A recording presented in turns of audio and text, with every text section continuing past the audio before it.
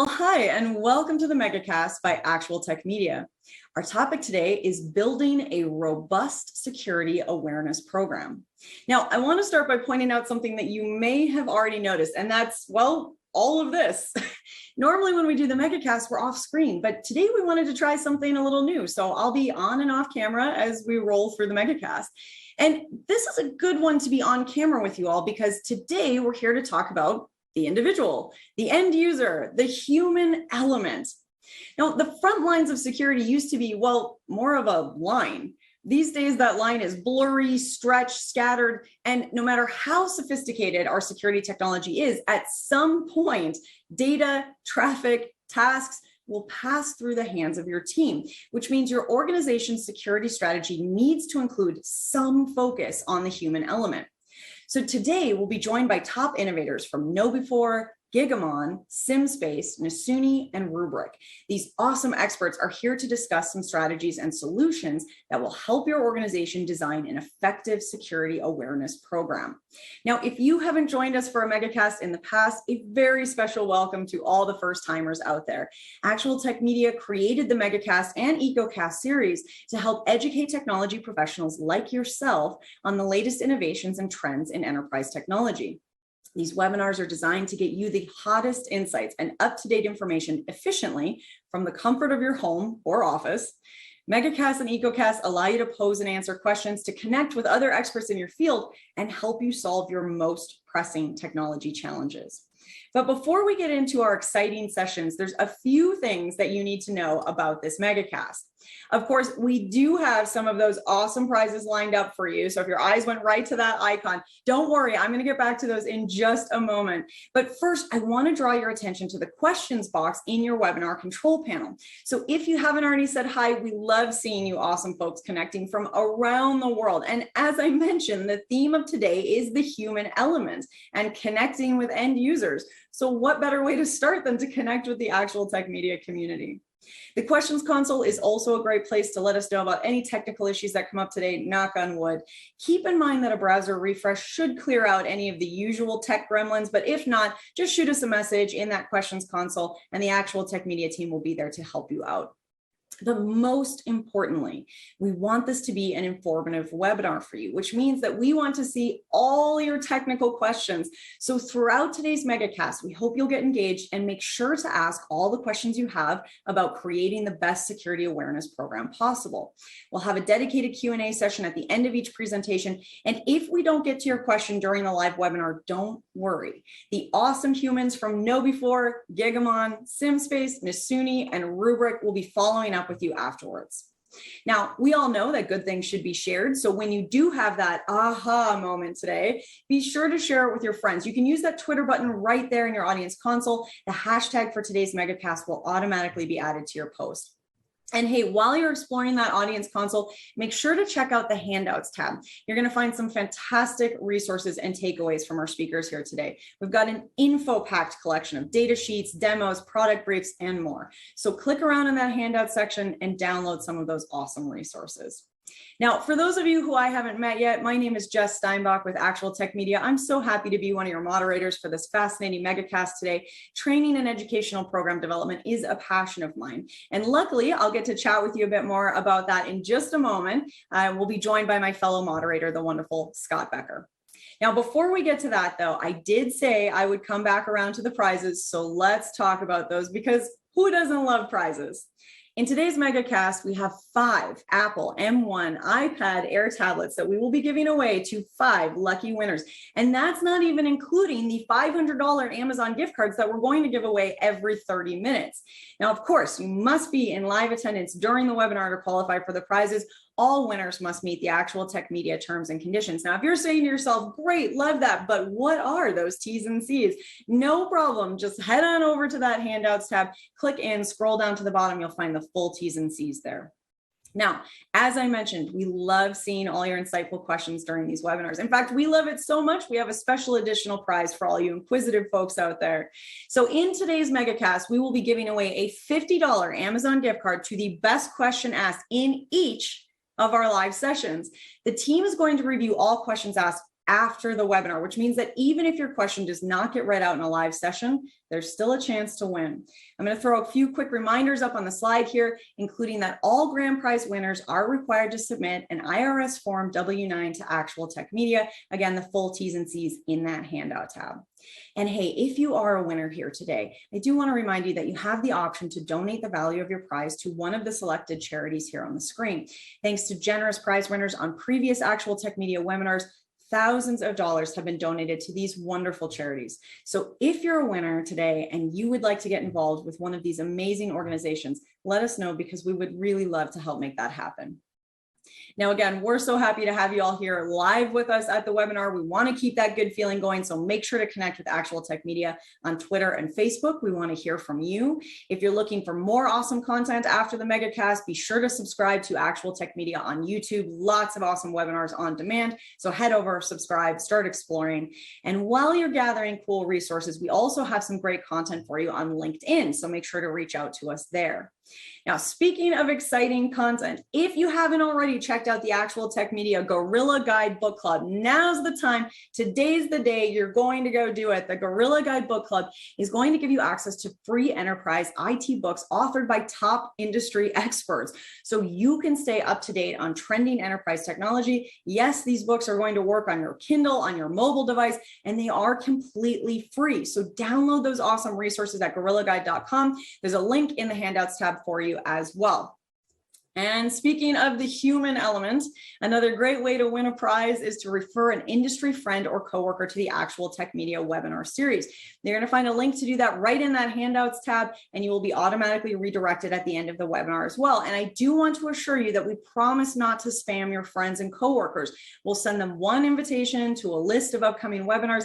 If they don't respond, we give them one more little nudge and reminder, and that's it. Then both you and your coworker or friend could win a $300 Amazon gift card. We hold those drawings every month, so be sure to refer, because that could quite literally be a win-win situation. Now, as I mentioned earlier, I have a passion for professional development. I genuinely believe in the importance of lifelong learning. You know, I read a stat a while back that said that the average shelf life for a skill is 2.5 years, which means none of us can afford to sit still. And I want to tell you all a quick and somewhat embarrassing story. I have a standing desk in my office, as you can all see, and I use a multi-dimensional mat under my feet so that I can stand comfortably. Well, when I got my new mat a few months ago, I put it under my desk, started using it, no further thought required, right?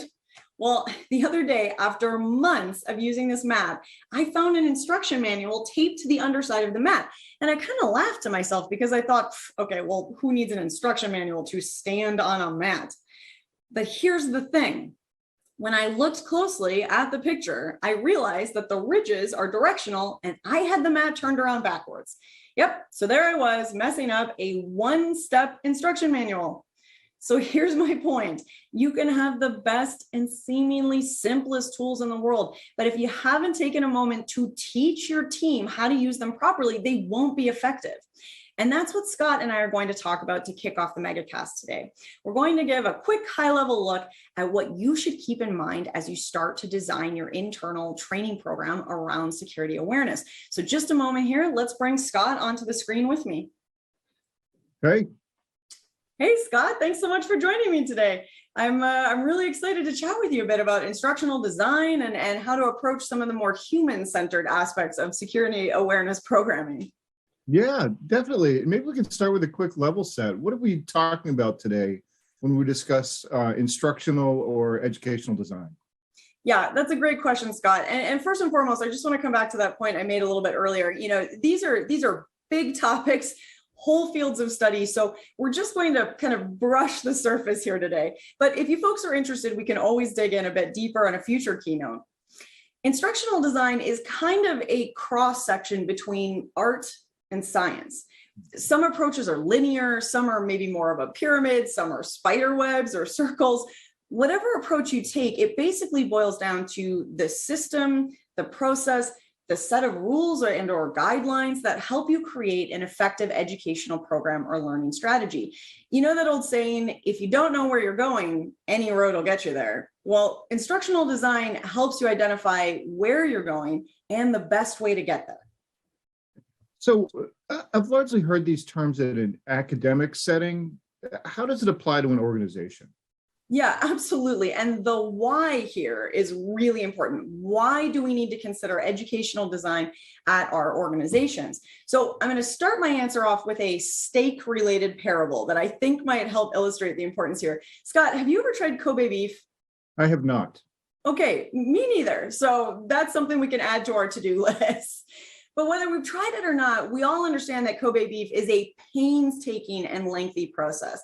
And the business parable goes, so you have a farmer who worked hard to raise the perfect cows to create the perfect Kobe steaks, then ships them to a five-star chef in a five-star restaurant who takes those steaks and carefully plans the perfect menu around those incredible pieces of meat. Then finally, the head chef lovingly gives those steaks to an undertrained newbie who immediately burns them. So this is the key. Companies can spend all the time in the world thinking about the right tools, making the right hires, and setting their organizational goals. But if we can't train our people, if we can't teach them the skills they need to succeed, we will spend all our time creating the perfect steak and then burn it in the final minutes. So yes, it is important to have the best people, the best tools, and the best processes, but those three pillars can't be silos. They have to communicate, and the connecting piece is training, and not just training, but retraining, retooling, and reskilling. Now, we have mostly IT and tech humans in the audience today, so just imagine, and really for some of you, I'm sure you don't have to imagine, you've probably lived this, spending all your time developing and implementing the perfect solution, and then it gets misapplied or misused, or worse still, not used at all. It's pretty frustrating, right? Absolutely. So what do we do about that? Well, first, I'm assuming that some of your organizations have whole teams of people who are involved with creating your internal training programs for your organization. And if that's the case, that's awesome. And do reach out and make sure that you or someone on your team is included as a subject matter expert in any conversation around developing technology and security training within your company. But I'm guessing that not all of us have those learning management teams. So here's some basic strategies of educational design process that you can consider when you roll out or update solutions within your organization. So step one, scope the project. Now, this is project management 101, but it really is an important place to start. You need to understand, what are you trying to accomplish in this project? What is included and what's not included?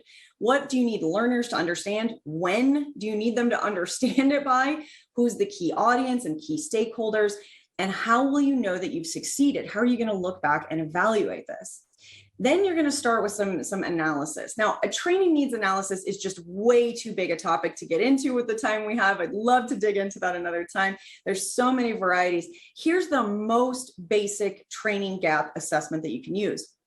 Ask yourself, what does your team need to know? What should your team know? What do they currently know? That middle bit, that's your training needs assessment baseline. That's your gap. So if your team should understand the basic security needs of the company, well, do they currently? No? Okay, that's your gap. If your team should understand what social hacking is and what that looks like, do they understand that? Yes, no? If not, again, that's your training gap. So the most important thing here is not to make assumptions. It's easy for us to say, well, that's easy. Everyone knows what ransomware is. We hear about that all the time. But is that true? So ask questions, conduct surveys of the audience and your team, as well as key stakeholders. And you can do that by sending out surveys, conducting focus groups, or just observing, kind of casually asking questions, seeing how people work in their roles. Whatever you have the bandwidth for, there's pros and cons to each method. Okay, so moving on. So design and develop. Here you get into the fun bit. This is the creative bit. You're making programs and modules. Think about the content that's going to fit your learners' needs and experience, as well as your organization's goals and the learning objectives that you outlined in stage one, and get creative here. There's no reason to be stuck in the classroom or in the 9 to 5. So think about modules that can be broken apart, gamified, incentivized, reused in other training programs. Again, this part's kind of fun, so enjoy that. Then you're going to do a pilot test. So just like anything, before you roll out to your end users, beta test it. And then finally, you get to deliver it. So you identified a need, you set your goals, you decided on your audience, you decided on a method and a design, you tested it, and now you send it out. Congratulations, but you're not done yet. So the very next step after that is to evaluate. And this is the step that often gets forgotten. You launched your training program, great, congratulations, but don't wipe your hands and walk away. You need to make sure that it worked the way you wanted it to. So go back to those learning objectives and the organizational goals and conduct those surveys, interviews, maybe run some skills tests, whatever you need to do to make sure that you've actually met those goals. And then finally, maintain. And this one is really key with something like security awareness programming, because the industry is not sitting still, bad actors are not sitting still, so neither can the training. If you're in charge of creating the most effective security solution at your company, it has to include all the end users in your organization, and that awareness needs to be updated just as much as the tools and the solutions do. So I'm going to give you a quick recap. You're going to scope the project, you're going to analyze your needs, you're going to design and develop, beta test it, launch it, evaluate it, maintain and update. And basically you're doing that all over again, because in your maintain and updating phase, you're rescoping your project. So you go back around again. All right, rinse and repeat. So Jess, I can see you have a lot to say on this, but I think we're getting pretty close to time and we need to wrap it up there and get on with our Megacast. Yeah, you're absolutely right, Scott. I will leave it there. I hope that was a helpful overview. I'm excited to dive into our sessions. Scott, I think we have a poll for the audience up next, right? Yeah, that sounds right to me. Okay, well, Scott, again, thanks for joining me. Let's get that poll up. All right. Well, you can see that poll is up on the screen here. And what we're asking is, we're curious about the time frame for adding new or, updating existing IT solutions at your company. So what this question really means is, what's your time frame for taking action on some of the solutions and strategies that we're going to listen to today around security awareness program development? So let us know what you're thinking. I'm seeing some early results come in.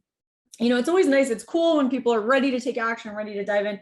I kind of like seeing when we get a good mix and the not sure's in there, because I think it really sets us up well to learn. The reason we're here today is to kind of maybe figure out what a time frame might be feasible and might work for our company, and what's going to allow us to do the things that we want to do. So neat that we're kind of a pretty even spread today. Okay, and we just talked about the importance of assessments and checking in with key stakeholders. So in that spirit, we have another question for you. So if somebody asked you right now to describe your role in your organization at a high level, obviously, how would you describe yourself? Would you say tech? I work in tech, I work in technology. Would you say IT or IT department, as in, hey, yeah, I'm in IT, or something else entirely, something completely different? Let us know. This is just something we're really curious about, and I think there are a lot of different ways that people in the technology and IT industries do identify and fit in at organizations and different roles. So let us know how you describe your life in technology and IT or other. Okay, well, thank you to everyone who filled out those polls. I think it's time for us to get rolling with our sessions. So just give me one moment. I'm going to hop back off camera and we'll start chatting with our first presenter. All right, thank you everyone for answering that poll. We're going to jump right in here. I'm so excited to introduce Roger Grimes, data-driven defense evangelist from KnowBe4. Take it away, Roger. All right, well, it is my pleasure to introduce you to our very first speaker in today's Megacast, Roger Grimes, data-driven security evangelist at KnowBe4. Roger, thank you so much for being here with us today to kick things off. The platform is all yours. Thank you so much, Jess, and thanks everybody for showing up. I want to talk about the root causes of ransomware and how to defend, because if you want to stop people from breaking into your house, you have to figure out how they're breaking into your house, shut down those vulnerabilities, and then mitigate them so you can keep them out. Excuse me. Besides, I'm Roger Grimes with a cold today. I've been doing computer security 34 years. I've written 13 books, over 1,100 magazine articles, including the Ransomware Protection Playbook. But you don't have to buy that book today, because I'm going to give you a lot of the secrets today in this talk. I work for KnowBe4. We're the world's largest integrated security awareness training and simulated phishing platform vendor, meaning we try to help you not to get phished. And that's important, because that is one of the big root causes of ransomware. And again, you need to focus on how things break in, because once you understand that the most important thing is stopping things from breaking in, you realize that ransomware isn't your real problem. It's how the ransomware got in. And what I mean by that is there's different ways that hackers and their malware creations can break into your devices or your desktop or your network. And even if ransomware didn't exist, imagine if I could snap my fingers and there was no such thing as ransomware anymore. But if you didn't close the holes of how the ransomware got in, well, that just means something else is going to break in, a remote backdoor Trojan or a password stealing Trojan or a hacker that's going to steal your identity or, or wiperware or something like that. The ransomware isn't a problem. It's an outcome of your real problem. I say it's like focusing on your brakes after your car has been stolen. You can focus on the brakes, but it's not really the real problem. And once you adjust your thinking, if you find something benign, let's say like adware, a lot of people, if they find adware on their computer, they're not as concerned as if it was ransomware. But once you realize that the same effort that it took for the adware to break in is the exact same effort that would take a ransomware program to get in, you start to realize that if you find adware, you've got a problem, and a problem that you need to eliminate so that it isn't ransomware. So I've been looking at all the ways that hackers and malware can break into your systems for about 22 years. And here's a really good selection of the top methods, the top initial root cause exploitation methods that all hackers and malware use to break in.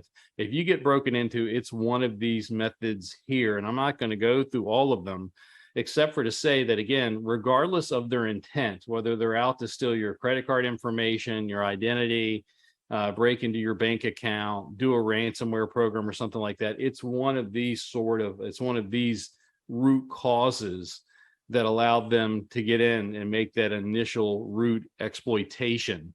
And if you want to stop something from breaking in again to your device, to your network, you need to take a look at the ways that they could break in. And here I have them repeated again. And then look at the ones that would be most likely to be used against you or your organization to break into your device or network. Rank them about the ones that are most likely to be the reason why you get broken into, why you get exploited. Then create mitigations that offset the top methods. That's what I call a data-driven defense. I wrote a book on it, but initially it's really simple. Think about the ways that things could break in. Figure out the most likely ways that they are to break into you, and then mitigate those top threats first. It's really a pretty simple thing to say, which is focus on the top ways that they could break in and put those down to best reduce your risk of being successfully attacked in the near future. And I kind of say it this way, that if you're thinking about defending yourself in the right way, you're thinking, okay, well, what's the number one way, the number one most impactful root cause method that could be used to break into my company in the near future device? What's the number two and the number three, and so on, and then put the defenses in place to cut them out. And let me say that in most environments that I've researched for over 20 years, there is a number one way that can be used to break into that environment, followed by a number two way and maybe a number three way. And let me say number one and number two don't change that much. They haven't since the beginning of computers, but the number three way has changed over time. But if you want to stop things from breaking in, figure out what are the most likely ways they could break into your environment, and then mitigate those most likely methods. That's how you put down the most cybersecurity risk most efficiently.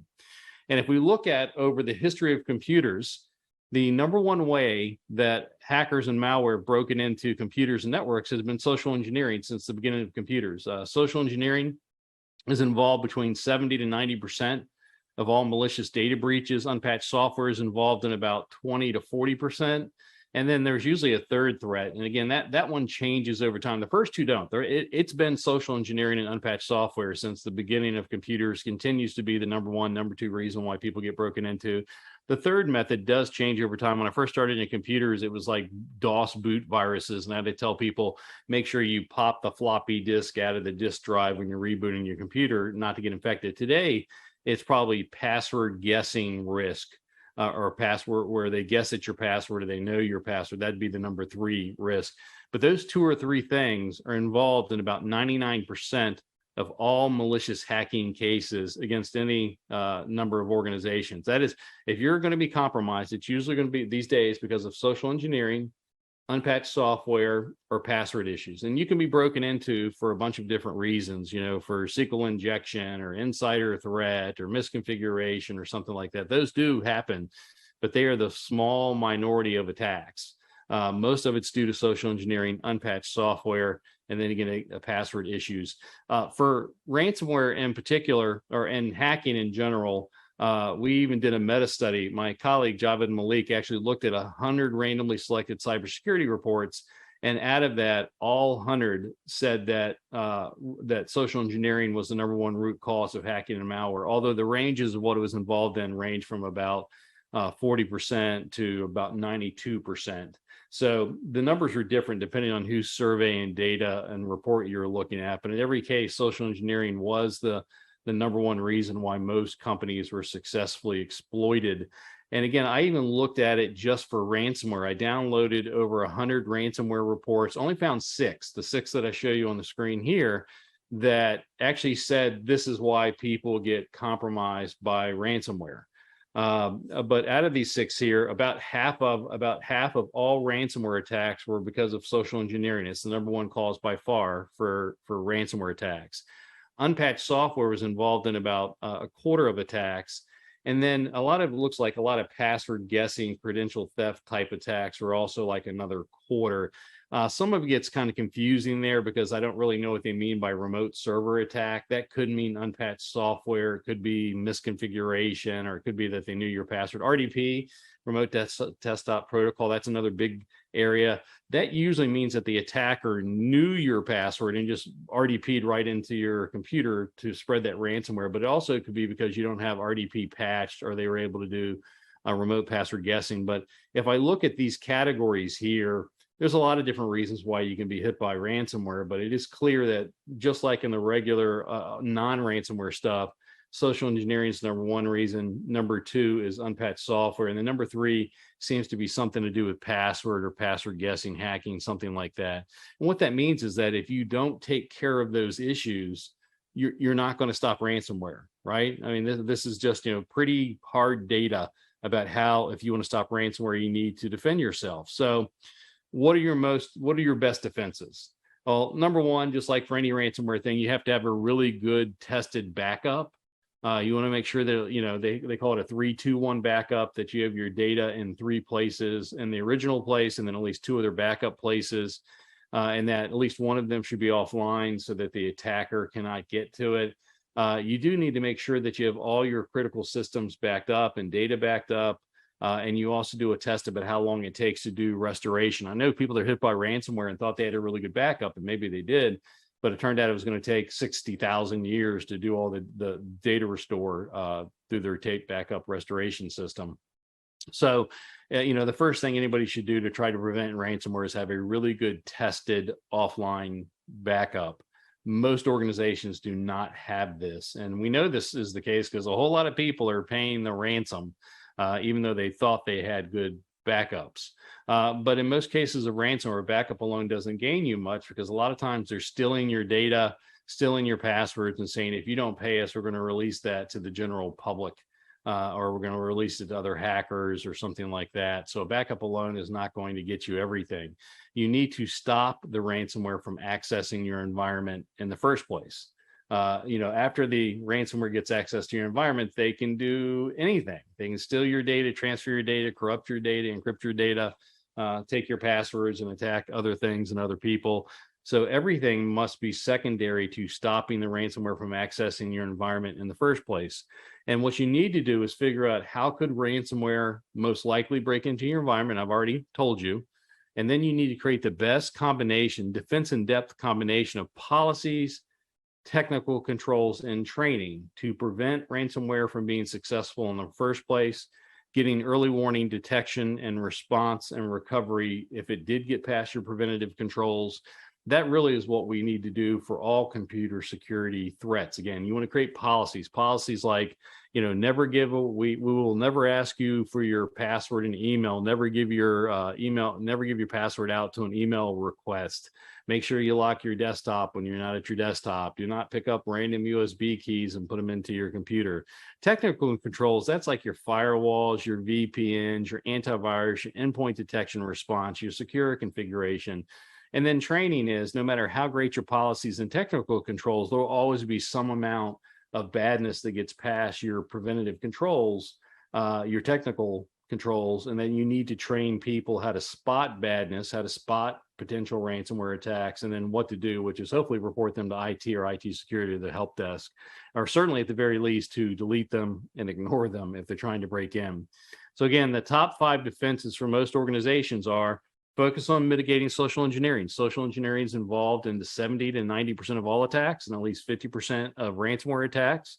So if you don't figure out how to prevent people from being tricked by social engineering, you're not going to defeat ransomware, hackers, or malware.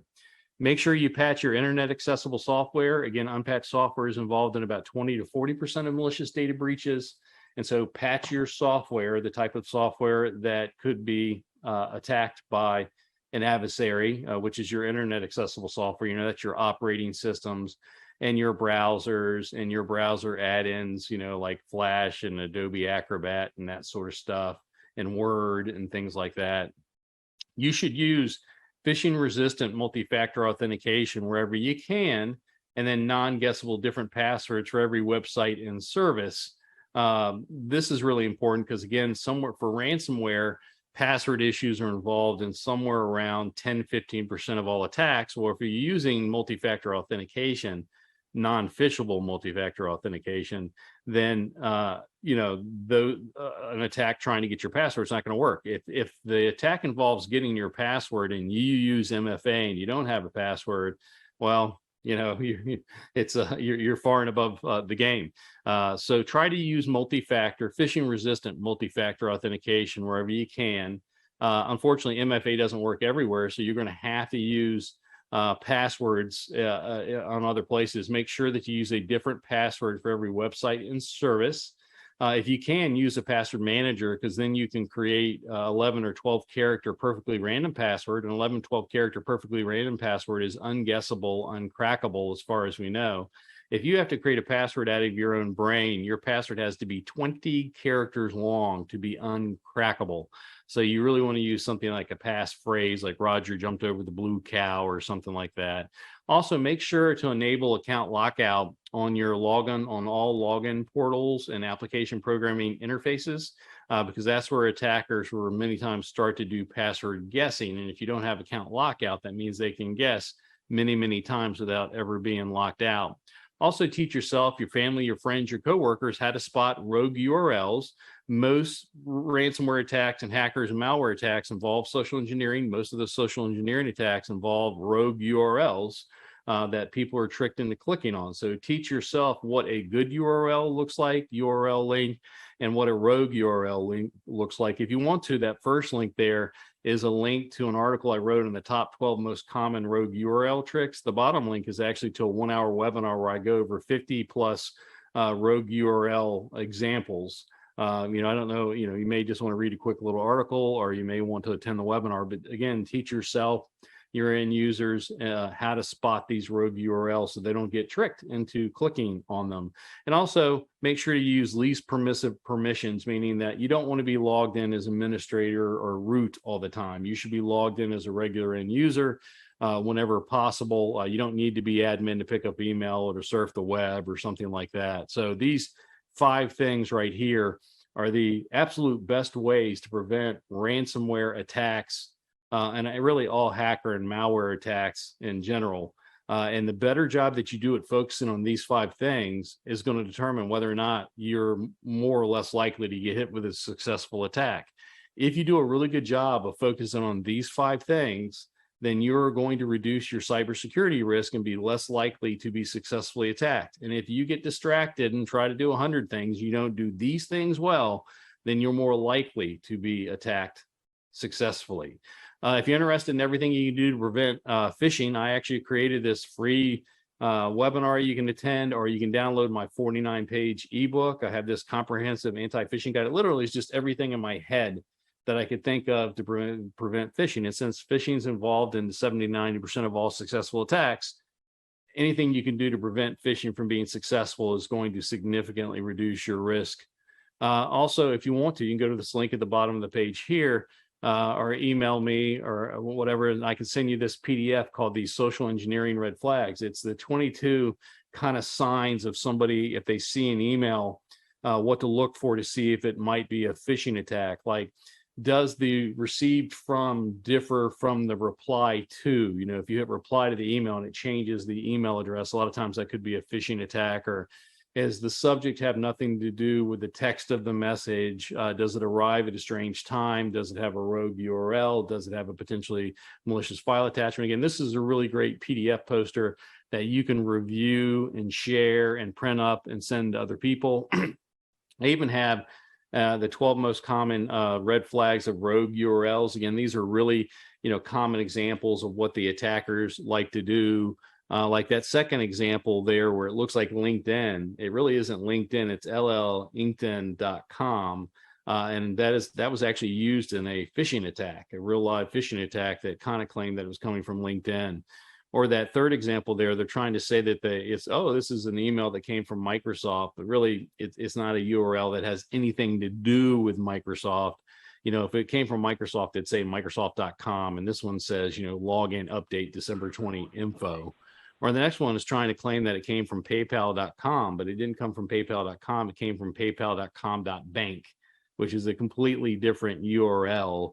Or another one, there's Google Chrome updates. I got that one. Someone tried to phish me and tell me that I had to click on this link to update my Google Chrome browser. Well, I knew that I didn't have to click on anything to update Google Chrome browser, because it has its own automatic update service. But I actually looked up Google Chrome updates in a reverse DNS lookup, and it told me that Google Chrome updates was not owned by Google at the time, and so on. Or this, that next one is supposed to look like it's a link coming from Bank of America, but it's coming from a URL called accounts.com, which is not bankofamerica.com, and so on. So I have these really great 12 examples of the red flags of rogue URLs. And again, this is something that you could print up. You can share with anybody, send to anybody. We don't care.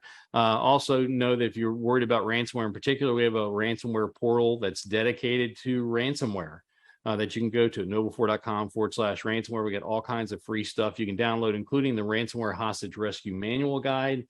We just recently updated that for 2020. I wrote it. I was the primary author of that document. And it talks about a lot of the stuff that I covered here, but also tells you step-by-step how to respond if you get hit by ransomware. It actually has a step-by-step checklist of what you need to do if you get hit by ransomware. We even have something called the Ransomware Simulator, which if you download and run that, it simulates over a dozen different ransomware programs, and your antivirus program should stop it and block it and not allow it to run. But a lot of them don't. They allow it to run, and even though it's just simulated versions of it. And that, if your endpoint detection response software or antivirus software allows it to run, that could be an issue. Again, there's a kind of a screenshot of Ransom where it shows over 20 different ransomware simulators. It even does crypto mining simulator of a common crypto mining program. At KnowBe4, we believe in training your end users and then giving them simulated phishing tests to see how well they took that training. And if they fail that training, then they get more, or if they fail that training or they fail the simulated phishing test, they get more training. Our customers that do that, that do the training and simulated phishing test, take the percentage of their company that will click on a phishing email from about over 30% to below 5% in less than a year. With that here, I'm going to kind of invite Jess in and hope we got some questions from the audience. But if we don't get to your question today, feel free to email me at rogerg@noble4.com. If you email me, I promise I will respond to your question. And you can also follow me on LinkedIn and Twitter. But with that, Jess, did we get any questions?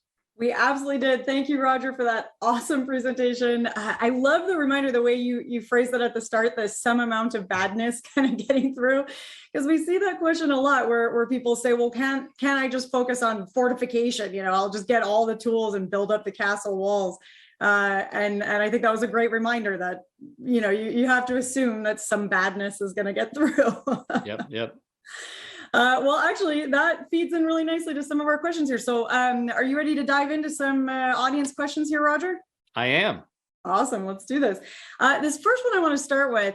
So doesn't EDR detect and stop 100% of all ransomware? And this individual is asking, they even offer a $1 million reward if they don't. Yeah, I see that all the time, and the quick answer is no. So EDR software probably does have a better chance at detecting and responding to ransomware than regular traditional antivirus. But just think about it. If EDR software really could stop it, everybody would buy it. Everybody would pay a premium for it, buy it, and we wouldn't have this thing called ransomware. Literally, it doesn't work 100% because we still have ransomware. And if somebody had that magic bullet, we would all buy it, and then we wouldn't have ransomware anymore. So they can be, very helpful, but any of them being 100%, no. I love, it's that age-old adage: if something seems too good to be true, it probably is. So if there was a silver bullet, we would all own it. I love that. All right, well, let's try this one here. So wouldn't cutting off a computer that is encrypting data save at least some of your data? Oh yeah, so that is the idea that, if you get by ransomware, should you turn off your computer to try to save it or whatever versus leave it on or something like that? It used to be we'd say turn off the computer and save it, but these days most ransomware recovery experts say you should actually leave the computer on and disconnect your network equipment from that computer so the ransomware can't spread from that computer. But by leaving that computer on, once you have your solution, whether it's a data restore or paying to get the encryption key, it's really easy to turn the network connection back on and then fix that problem. But if you actually power down the computer, then you've got to have someone physically go there to help power it up. And then you could have all kinds of network connections going everywhere and trying to spread ransomware. But by disconnecting the network at a network level, you can kind of control who has access and what is able to be done to that computer. And then when it's finally cleaned and restored, you can turn and open everything back on. And again, you don't have to have someone go there and physically do everything. I like that, a little bit more of a finesse approach rather than sort of a scorched earth, just blow it up, shut it all down kind of response.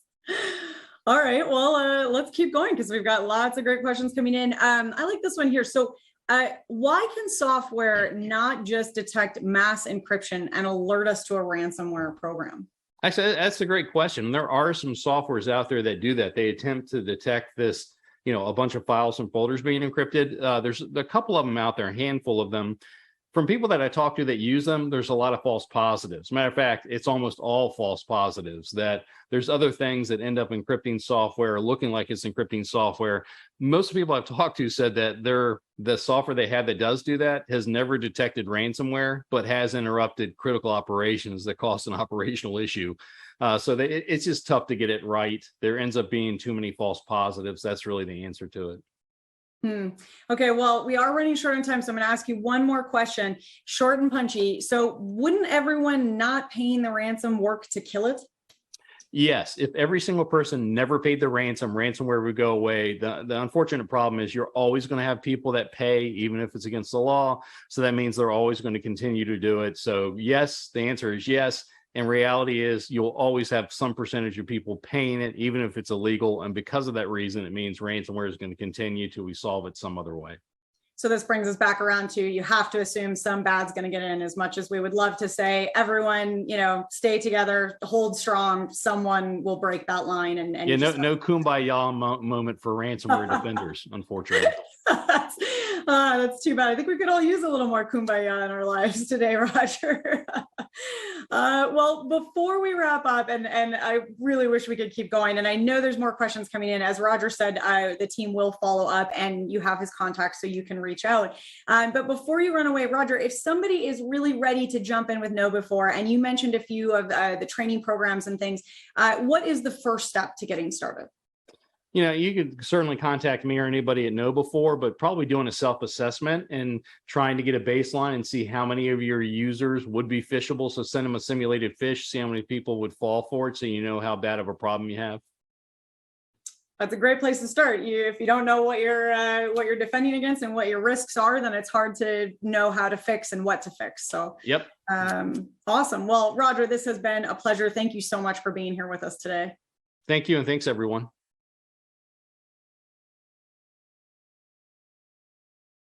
Okay, are we back?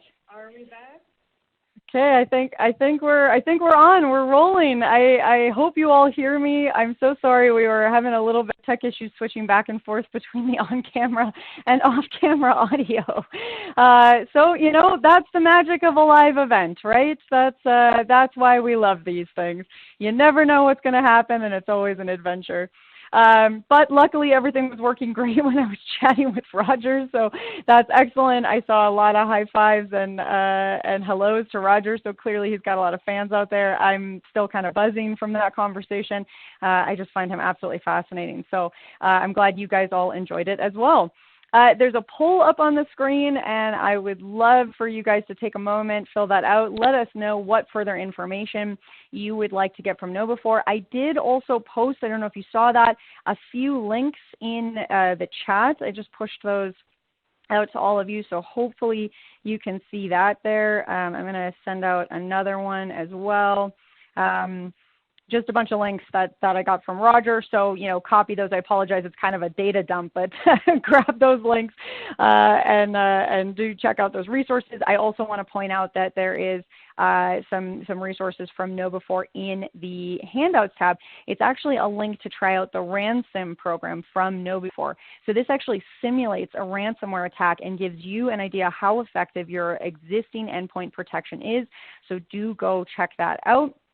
And I think actually there's one more thing.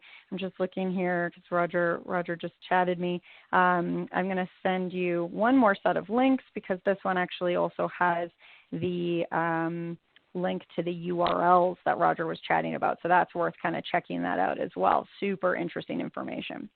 Okay, well, let's keep rolling with our now completely smooth sailing megacast that we're going to have here.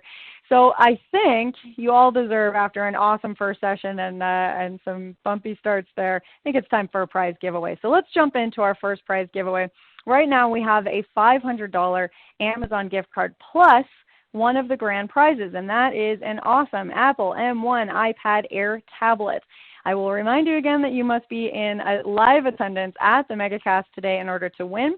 And our first winner of the $500 Amazon gift card today is Trisha Patterson of Oregon.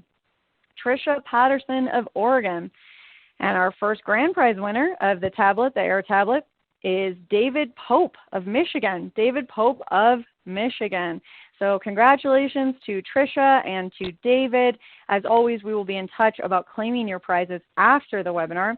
Don't forget, there's still lots more chances to win. We've got those coming up after every session, plus that best question gift card at the end of each session, and we will follow up with you after the webinar. So even if your question didn't get read out in our live Q&A with Roger there's still a chance to win. But for now, let's keep zipping right along and get to our next presentation in the Megacast. So up next, I'll move us right along here.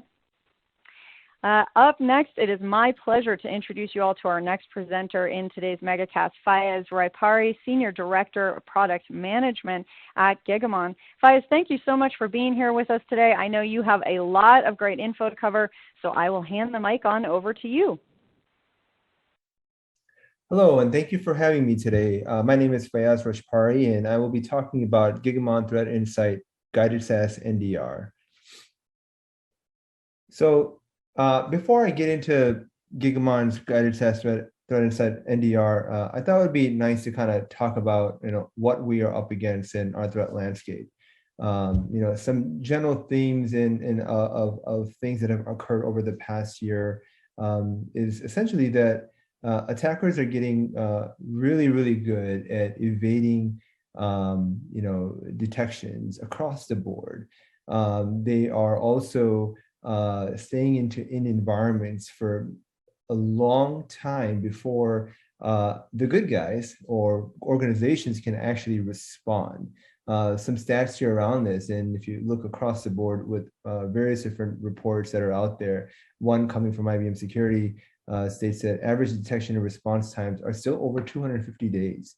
So organizations really, really need a strong security posture and ways to be able to actually defend against the adversaries and actually proactively hunt for what is occurring in their environments to be able to get to the adversary when they're still in the environments at a time that's quicker.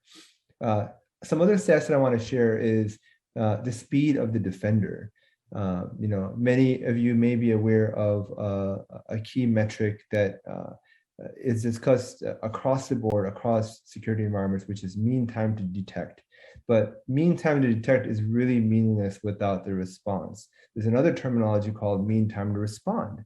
That also becomes very, very important, because if mean time to detect is extremely high, that usually typically will mean that mean time to respond is also going to be high. So it's very important to actually have those coincide.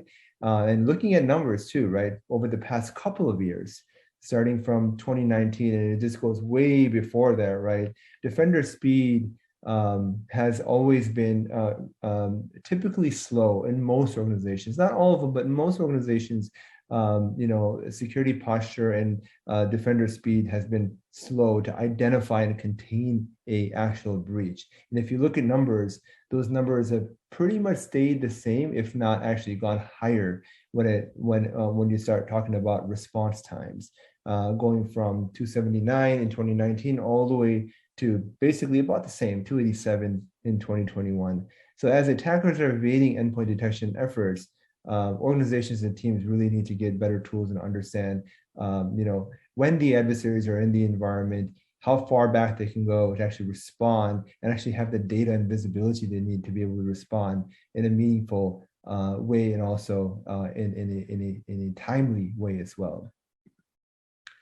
So when you look at mean time to detect, some stats that I want to share, right? So if you look at the SOC analysts and understanding how long it takes the SOC analysts to be able to respond to incidents, typically it's within weeks or greater, right? 79% of that is typically the case. When you look at the SOC analysts, there are also times where they cannot remediate in a timely manner, right? Just because they don't have the visibility, right? So they have to look at other tools, they have to go back and forth, making sure that they have the data at their disposal to be able to make accurate decisions. The other part of this is actually when they actually are in the tools, how much time are your SOC analysts actually tuning the content or looking at those rules and retuning or making sure that those rules are effective enough to be able to get good, precise detections. Typically what ends up happening is like half the time they're using this to actually create good detections, and they cannot use what's out of the box. So that becomes another big issue, because now there's kind of juggling between tuning the environment or tuning the tech to make sure that the detections that they're getting are effective. And then also then the other half of it is then spent on triaging, where usually what should happen is spending more time on the actual triaging so that they don't have to do the work on the actual detections and making sure that the proper detections fire. Lastly, SOC analysts also report that they don't have the data available, right? Earlier that I was saying with those attacker dwell times and attacker respond, the defender response times are so high. It's because if that data is not available, then it becomes very hard to identify those breaches too. So that is why many times you'll see that a third-party organization is notifying the actual organization that has been victimized. And that's because they found out through another means that they are breached, and then they have to go back and figure out what has happened. But it becomes very difficult to go through this because, again, if the visibility isn't there and the data isn't there, then it becomes hard to understand what has occurred. So moving into an example, right? So as everyone is aware, right, SolarWinds attack on the supply chain industry. But if you kind of look back and drill into the actual timeline of the SolarWinds Orion attack, right? This actually started out in October of 2019, where the earliest indications were identified of modification of the actual software code, right? And then there was months of other items occurring through the timeline from November to March, where the attackers were actually preparing, right? And doing further reconnaissance and understanding what needs to happen so they can actually fully breach the systems and the organizations that they wanted to take what they wanted, right?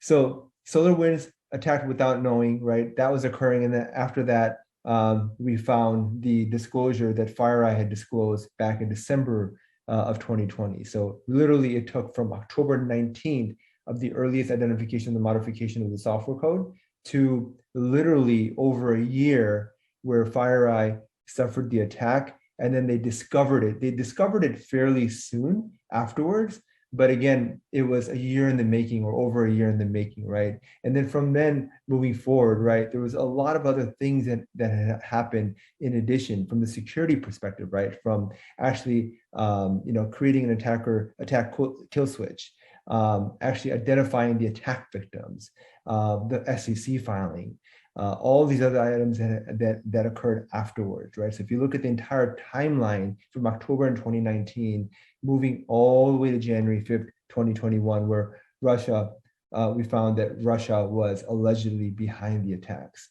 So obviously this becomes a huge, huge issue where, if you're looking at data in most security tools, especially when you're looking at network-based solutions tend to get very expensive when you're looking at data past the 30-day range, right? So the 30-day retention really isn't enough, where attackers, as we can tell from live and real life experiences, they're in the environment for over a year. So let's take a look at the security maturity model, right? So, if you look at the left side of items around from the security perspective, those are all foundational items that any organization will have, right? They're going to have the firewalls, antivirus, intrusion detection systems, and intrusion prevention systems, even next generation firewalls. And then as they move into other items where they have these foundational elements, they need it to correlate back into something which is called a SIM, right? And that's when your maturity starts to kind of get better, and understanding of security becomes higher. But that's where things start to develop, right? And that's really when the SOC comes in, right? The Security Operations Center. So when you start looking at that, right, you've got these people that are looking at these events, and they're doing some correlations and aggregations, but finding that the effectiveness of that SOC with the SIM is still not enough, right? You need to do more.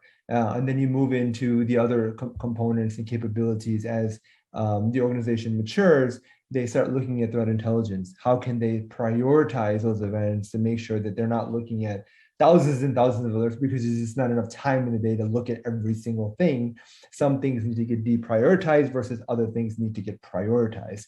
That's where the whole categorization of threat intelligence comes in, and then also the EDR and NDR detection capabilities come in, right? So what's the difference between EDR and NDR detection components as well, from the aspect of, okay, well, you already have detection from antivirus, right? From the firewalls, from the networking solutions. But the main difference that I like to usually say is like that soft and juicy center. When you're looking at an environment internally in the network, right?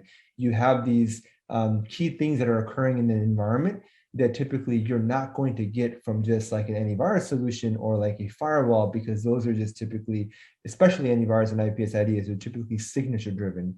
They're looking at known threats, right? Even with firewall solutions, right, they're going to be able to do dropping of packets, and they're going to be able to do denies, but it's basically extremely static. right? And now when you look at EDR and NDR types of solutions, now you're looking at the soft and juicy center of what's occurring in the environment and actually providing the full visibility on behaviors and tactics and techniques and procedures that the actual adversary is taking, and providing the visibility through these types of solutions. And then that's when the CERT comes in, right? The CERT is basically your incident response team to be able to take action from this and respond when something has happened that's very nefarious and malicious in the environment, to be able to take that data and respond and move to the next steps of response, right?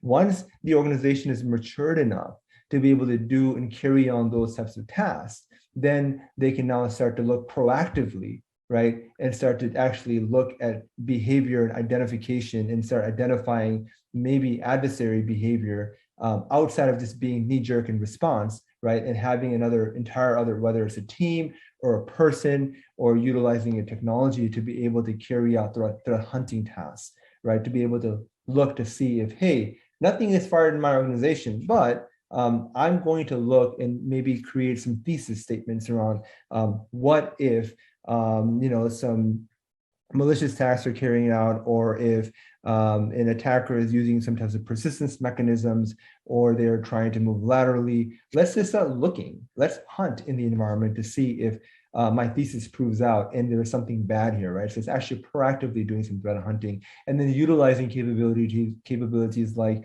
you would get from a SOAR to be able to automate some of these tasks, right? So where does Gigamon Threat Insight fit into this, right? So if you look at Gigamon Threat Insight, we actually provide a guided SaaS solution. And what that really means is essentially what we're doing is we're adding the human expertise capability along with this NDR solution that actually allows our clients to reach into Gigamon's expertise and use our capabilities and expertise and the humans in here to be able to help and guide them along their journey as they get mature through the security organization, right? On the bottom here, our Gigamon Visibility Fabric is across the board, right? And the reason for this is because that Visibility Fabric can do many things, right? And it can fit all the way from the foundational elements, from essentially doing the most basic things like doing traffic aggregation or being able to send data or network data to a specific security tool, or even Threat Insight to be able to do SSL decryption, to be able to do masking, dicing, various functions and functionality that any organization would need. The Visibility Fabric allows for that. The Threat Insight solution obviously is very focused on detection and response on the network, and allowing customers to see all types of data all the way from layer 2 through layer 7 application layer visibility, and actually enabling the SOC team, the CERT team, and also enabling tooling like the SOAR to send that to be able to do automation of certain tasks. So moving into NDR market options, like what's out there today? Like what choices do customers have, right? So if you look at the NDR market options, there's basically, you've got the network detection and response, you manage yourself type of solution, whether it's cloud SaaS based or an on-prem solution, which is very optimized for your environment. The team can fully take control of the solution because they have full control of it and of what's occurring and what they get to do out of it, but they need to leverage their team skill sets. They need to understand to do incident response or understand what the data means, right? With that, there's actually obviously some downfalls, right? I mean, you've got this deployment work that needs to happen. You might have some cost surprises because the data that's coming in is extremely expensive. So maybe the teams need to purchase more storage. And also SOC teams many times feel like they're so alone doing this, and they can't reach out to anyone to help other than their own team members, of course. The other side of things is completely, give it to a managed security service provider or an MDR provider where the deployment cost is extremely low. There's known cost parameters and how much it's going to cost. But again, you know what you're getting, right? You know that you're going to have a team that you can rely on to be able to get some value from just key alerts, and also considering that NDR provider, MNDR providers and MSSPs are looking at many customer environments. So they've got this crowdsourced view of threat intelligence that they can then leverage to proactively let you know of what's occurring if there's a adversary campaign that's occurring before it hits your environment. But then again, it's still generic, one size fits all. Detections are very specific to, or not specific, but more generic across the board and not very specific to the customers. So what if you could actually take both of them, right, and bring them in to a solution, which essentially is guided SaaS NDR. What Threat Insight provides is providing the capabilities of what you would get with an NDR that's SaaS-based solution, and also giving you the high-touch expertise that we provide from our applied threat research team that are whether either they're data scientists or they've also been in incident response teams, come from a security background and understand how to do IR.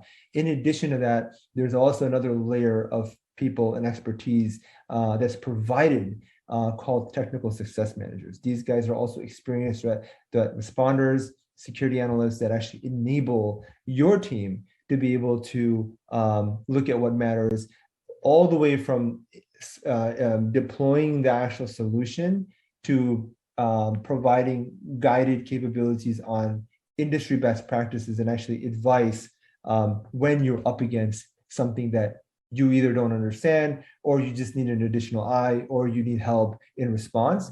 Then these are the guys that you reach out to as part of the whole capability.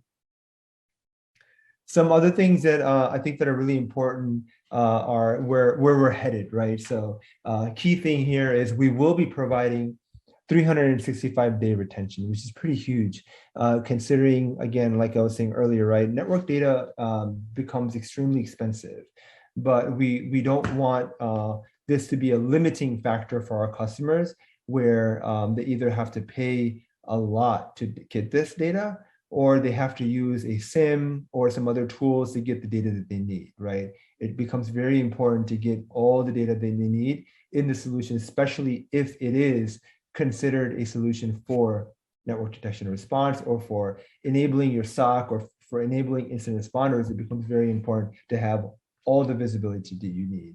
The next item is north, south, east, west, right? Regardless of where you need the visibility, highly recommended, of course, to be able to provide visibility across the board, whether you have data going outbound, outside of your network, or if there's this data traversing within your network from system to system. You want to be able to see it all, right? From lateral movement to seeing insider threats to any type of espionage that might be occurring. You want to be able to see all the data inside as well as data going outside, or even things that are coming in that are bad. Also, we operate in the cloud, right? So Threat Insight is a SaaS-based solution. We operate in AWS, but also support Microsoft Azure, and also support regardless of where your branch offices are, right? It could be whether the deployments could be cloud-based. The deployments could also be, we can also offer hard appliances as well if that is the need. In addition to that, we also have some pretty cool integrations. One is with Zscaler that provides this other additional capability around visibility to mobile and work from home users. I myself right now am working from home, as most of you probably are as well, and that's a huge shift in movement, as we all know, is that most folks are working from home. So how do you have that visibility when it comes to security, especially when you're not in an office and you still need the that visibility to be able to detect and respond, is having those types of capabilities there. This is a pretty important item, threat detection with precision, right? So what ends up happening with threat detection and being in this industry for quite some time is find that you get detections, but then you find that you end up looking at the detections and you find that they're either not accurate, they're false positives, there's not enough information, and then you need to do further analysis to understand what this is about. And many times they end up getting downgraded, or they're just not important enough. So we actually provide and combine 3 different ways of doing detection to make sure that anything that anything that we provide in our solution as triage alerts and rules, they go through various different forms of analysis, right? Whether it could be human analysis, it could be using a machine learning model, or it could be a hybrid analysis, which essentially means it's a combination of both human and machine learning. So I'll go through some quick examples of this. Human analysis basically is intelligence-driven approach, right? So essentially this is an intelligence-driven approach where you've got this detection that was created for a specific technique, and here's what that looks like. I'm not going to get into a lot of details in the interest of time here. Machine learning, another way to do detections related to malware beaconing activity. Again, completely different model, no human analysis in here, all driven through an ML model. And then lastly, a hybrid approach where it's a combination of machine learning, but then our eyes are also on it to further provide a accurate detection with preciseness. Okay. Quick roadmap items here. We are doing a lot here from the front of providing and equipping SOC teams to give them what they need when it comes to guided investigations and playbooks, being able to do investigations together rather than just doing one search at a time. What if you have a team of analysts that needs to do more? Being able to do investigations in parallel. And then of course, also providing further integrations and extended reports. Some details along where and how we integrate. And lastly, definitely you should check out our blog if you get a chance. I'm really proud to talk about this all the time, but we have an awesome team within Gigamon Threat Insight and really cybersecurity is in the DNA of every single team member here. If you haven't seen this before, check out our blog to take a look at some of the work that we've done. And also some articles that we write almost on a weekly basis around security happenings and the latest that's occurring in the security industry. Thank you.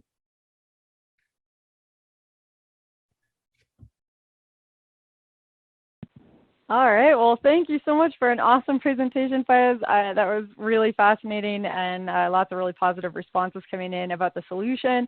I do want to remind everyone that I've put that poll up. So if you would like to get some additional resources, and I think a lot of you out there were asking some great questions, looking for some more info, this is a perfect way to do that. So let Gigamon know what you would like to hear from them in terms of follow-up. I wish we could keep chatting with Faiz, but we just are a little bit behind on our schedule today. So we're going to keep zipping along in the Megacast. But I do want to remind you that Faiz and the Gigamon team are following up with everyone who asked a question after the Megacast today. So keep those questions coming in. Also, a quick note that if you haven't already, head on over to that Handouts tab, click on the Gigamon link, and you can find Shine a Light on Ransomware, Fortify Your Security Posture with the Gigamon Hawk Deep Observability Pipeline. Super fun and engaging resource. Be sure to go and download that, as well as checking out the blog post that Faiz just mentioned. Okay, well, we are definitely off to a start. We're rolling. I'm going to leave that poll up just a second longer because, as I'm sure you're all aware of, it's time for another prize giveaway. That's right. So we have a $500 Amazon gift card plus one of the grand prizes for you. I'll remind you again, you do need to be in live attendance at the webinar today.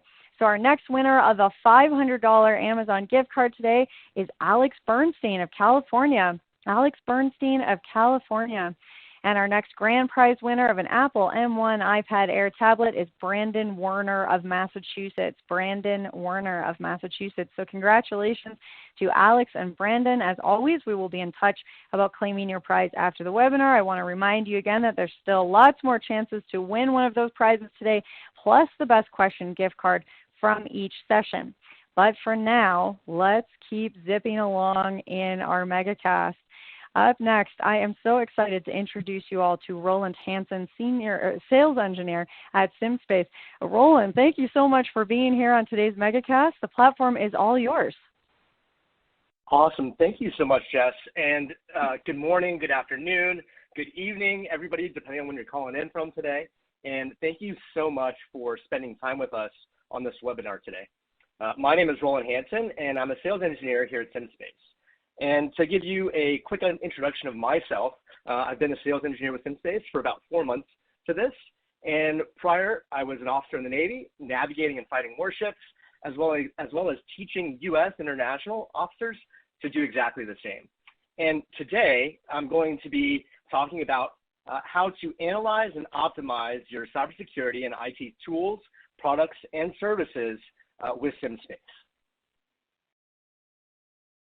So initially, we have this very large number of cybersecurity vendors. CISOs have an overwhelming number of options and tools when it comes to cybersecurity products, not to mention all of the open source tools that also exist.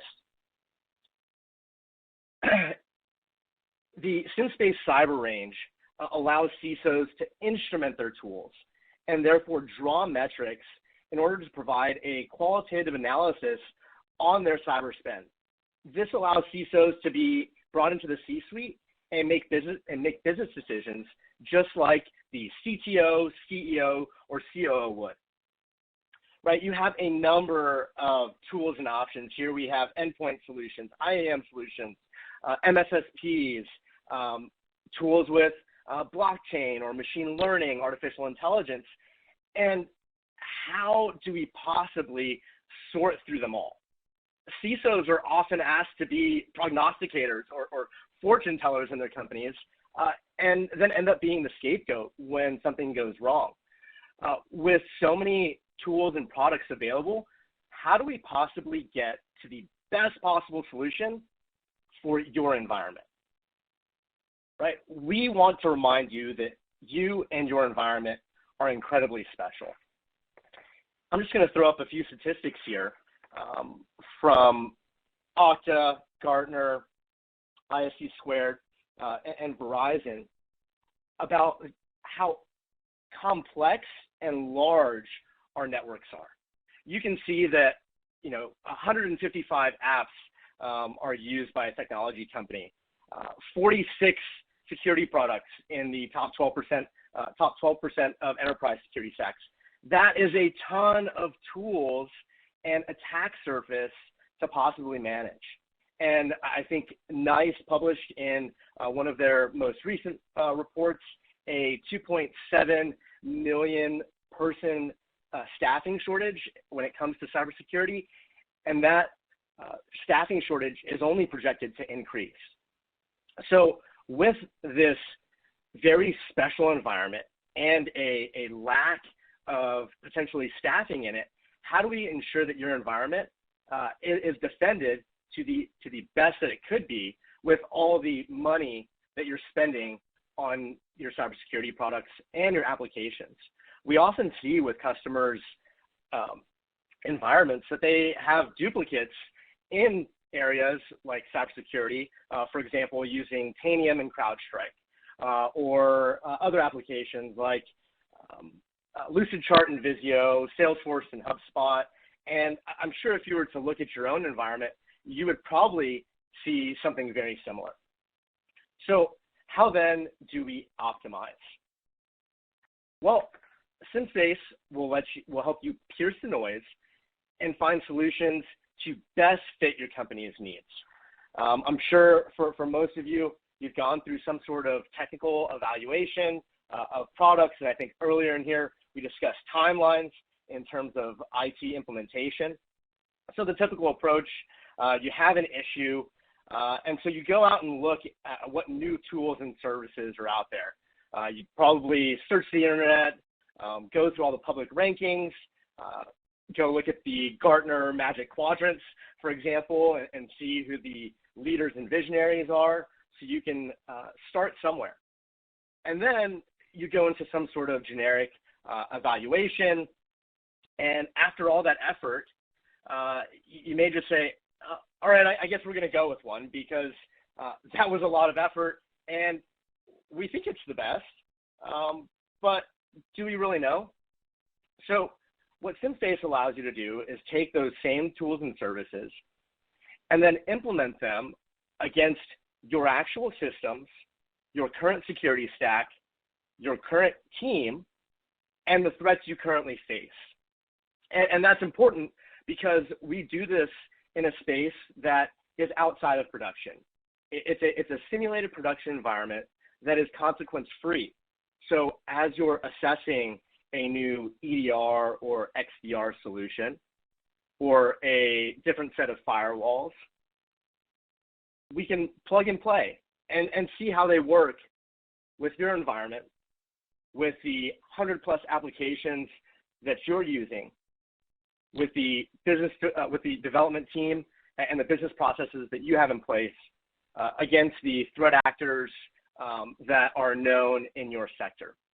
And ultimately, right, that leads to a more effective implementation of the products and operation of the product that you're implementing. Because who doesn't want to maximize the thousands, hundreds of thousands, or potentially millions of dollars you're spending when it comes to purchasing one of these new solutions? So how does SimSpace do this? Well, we operate around the concept of this modern day cyber range. And most mature organizations probably have some sort of development environment where they use VMware ESXi to mirror their production systems, whether it's IT, OT, ICS. SimSpace has the ability to do all that in record time, as well as tie in real systems, your production systems, hardware in the loop, and the solutions that you have that are potentially reaching out to the cloud. Next, we have this cyber technology layer, right? And we want you to be implementing the actual security tools that you're using on a day-to-day basis. So if you use a certain endpoint solution, we want you to use and configure along with all the alerts and that comes with those solutions in this modern cyber range. You can implement SIEMs and SOARs, your playbooks, as well as any cloud tool. So, if you're using a certain tool that has agents in your network that reach out to a cloud enclave to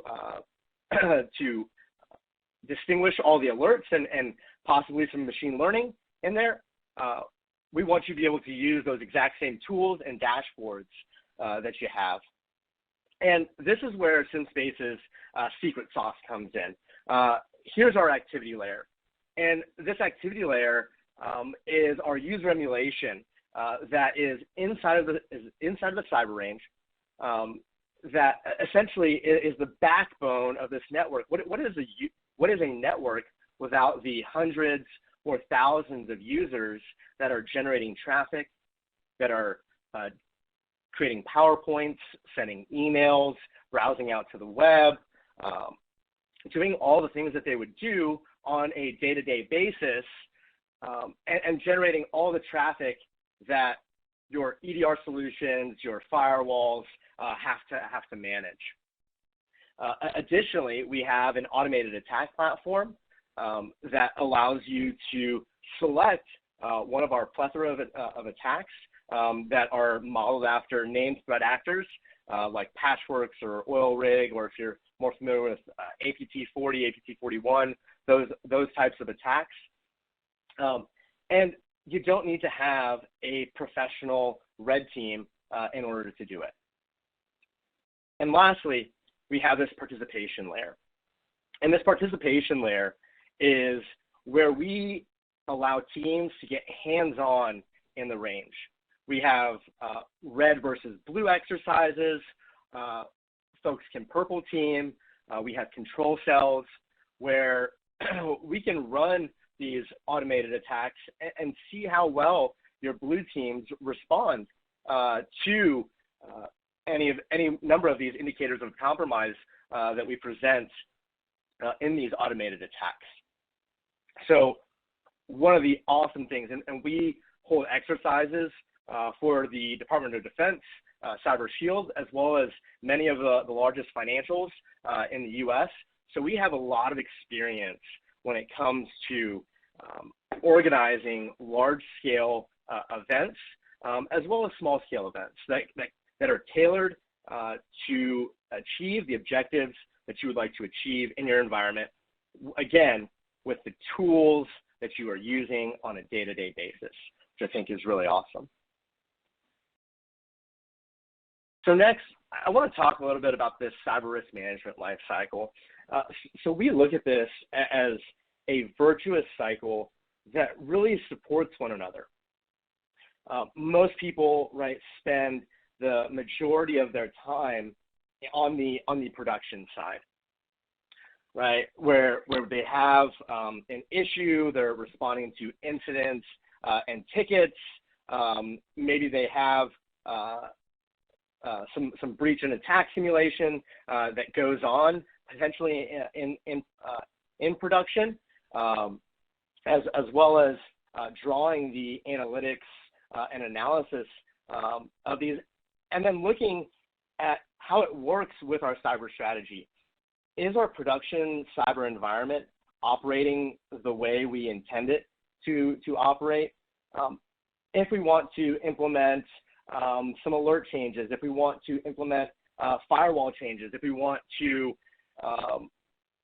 change up our playbook based on our business needs or new threat actors that are coming up, or new vulnerabilities that are presented almost daily, what we have over here is a development range. And I want to reiterate, this is a consequence-free range, a consequence-free area that allows you to test the changes in your stack for better or for worse, and assess your team's competency so that when you make these process improvements, you're confident that they're going to work when it comes back into production.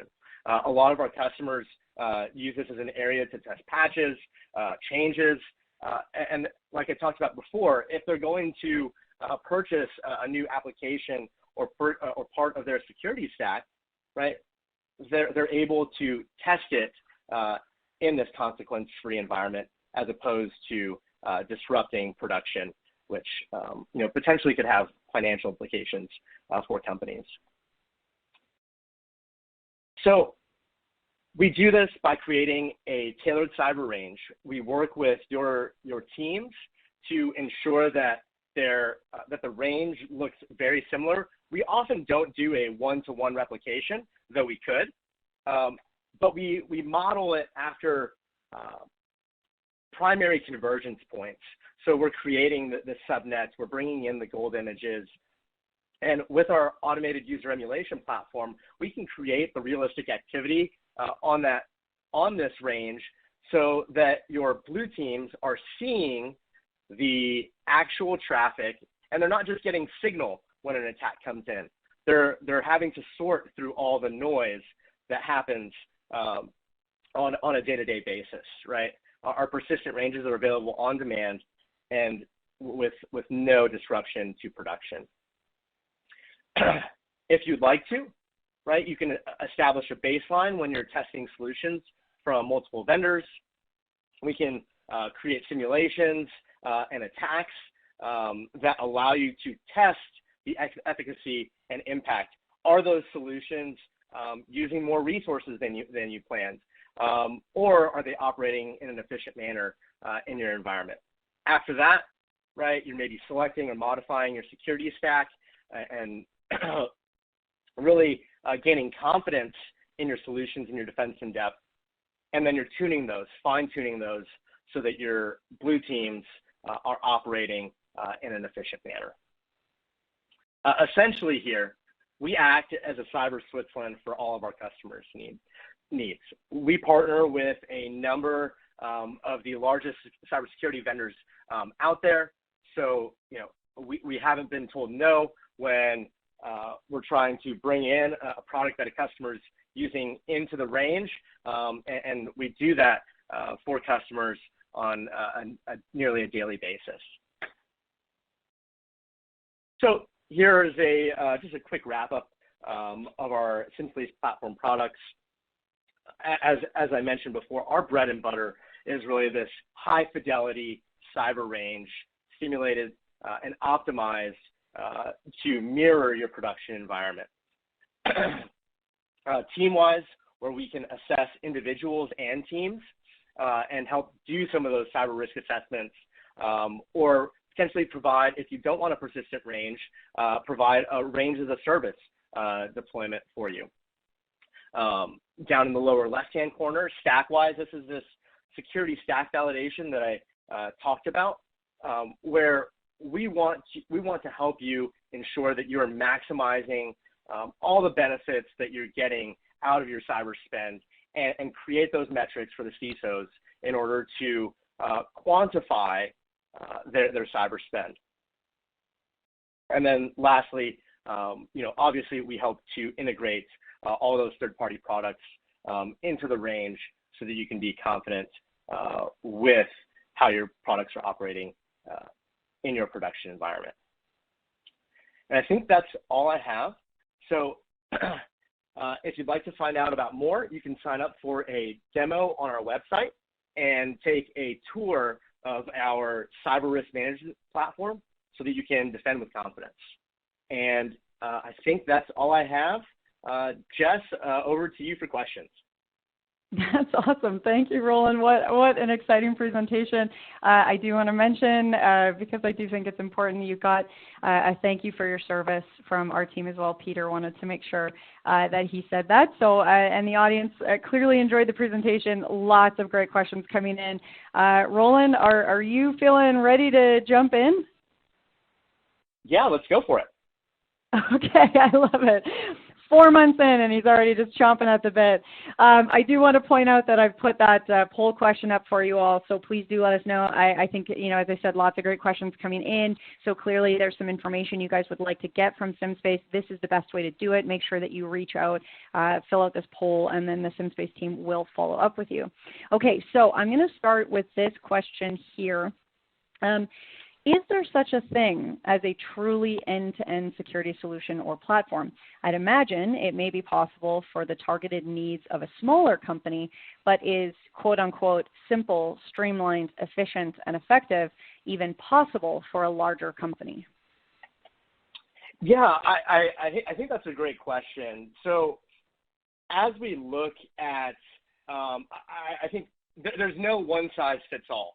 I think, I like to think about race car driving, right? If we're participating in an F1 race, we're not going to buy a rally car, right? If we're participating in a rally car, we're not going to purchase a truck.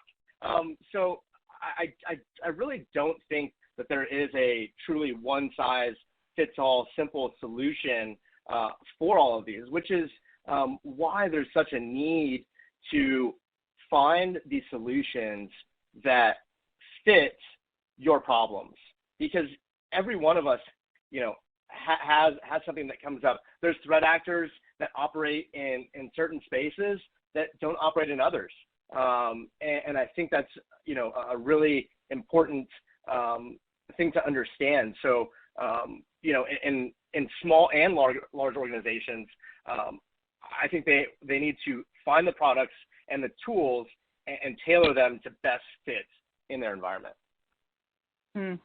Yeah, I think that's a great point. I think you may have also just answered the question that we got from Joseph, who was kind of wondering about, the trying to combine lots of different tools versus having one tool. And it sounds like you're kind of saying it isn't one answer for everyone. It's a little bit of finding the right solution for you. Right, 100%. Some people have networks that are very large and complex, and others have some that are very simple, right? Some have operational technology, others have ATMs. So, right, it's very difficult to find, one that truly fits all. Well, now, this is a good one from Vijay here. He's wondering about, so the layered approach, sounds great. Does it have an impact on performance? Does it slow things down or put up barriers? Yeah, 100%. And that's one of the things that, that we test with customers in StackWise as we're implementing a new EDR solution for them or with them in a range. We look at the performance metrics on the back end and help. I was, when I was in the Navy, we worked on a plethora of networks, and we had so many solutions that slowed down our networks and was truly, in some ways, hampering to the production performance that you try to be doing on a day-to-day basis. When I'm just, like we said, I'm trying to do my job. That's all I want to do. I just want to do my job, but we might have solutions that impede that. Yes, I think we all have that thought on any given day, just trying to get our jobs done.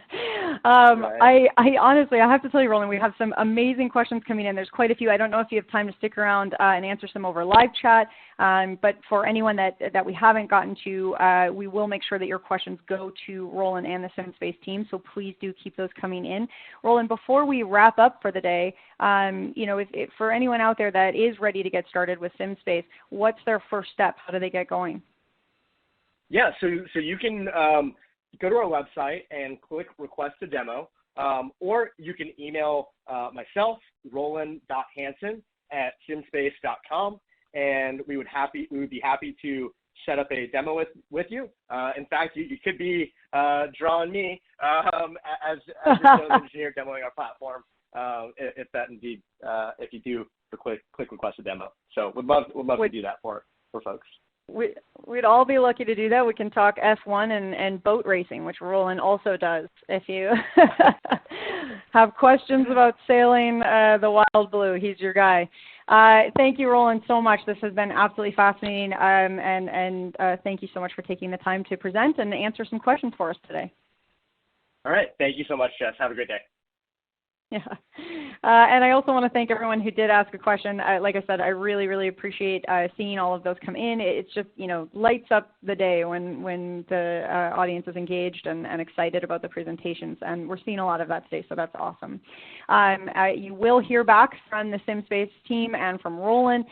Thank you to everyone who filled out the poll. I also do want to remind you all to head to that Handouts tab. There's a data sheet on the SimSpace Cyber Risk Management Platform. Really engaging read and worth a download, so go check that out. And in even more good news, it is also time for a prize giveaway. So let's do that. Right now we have a $500 Amazon gift card plus one of those grand prizes for you. So our next winner of a $500 Amazon gift card today is Alyssa Rousseau of Nevada. Alyssa Rousseau, you've won a $500 Amazon gift card.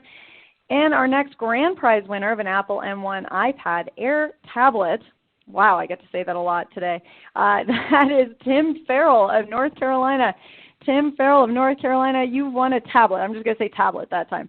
Congratulations to Alyssa and Tim. As always, we will be in touch about claiming your prize after the webinar. And I'm going to remind you again that there's still lots more chances to win. So make sure that you are staying tuned and keep asking those questions, and we will keep those prizes rolling. I also want to, Tim has responded and said, heck yeah, boat racing. So we have some boat racing fans out there. Well, that's good. Like I said, loving the energy today, team. Okay, well, let's move on in our presentation because speaking of excitement and high energy, we have Nasuni here with us. I'm so excited to introduce John Capello, VP Strategy, Field CTO at Nasuni.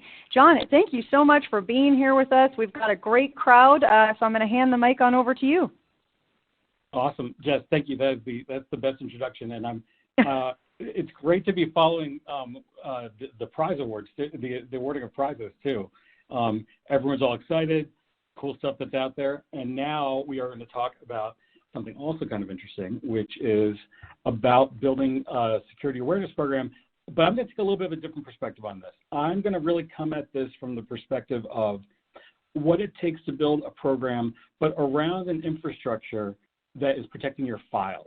And that's where Nasuni starts. That's what Nasuni, as a company and as a technology, has always been focused on file data and protecting file data. And we have some really interesting experiences from our customers, which I'll share throughout this presentation, that help to give some insight into, what does it mean to have a really robust program, not just where you're aware of security, but where you have a lot of capabilities to be able to protect yourself from attacks. And, to start things out, I'll just talk a little bit about what we do here at Nasuni and what our file data platform looks like. And now talk a little bit more about the big threat that's out there that I think everyone's been thinking about, which is ransomware.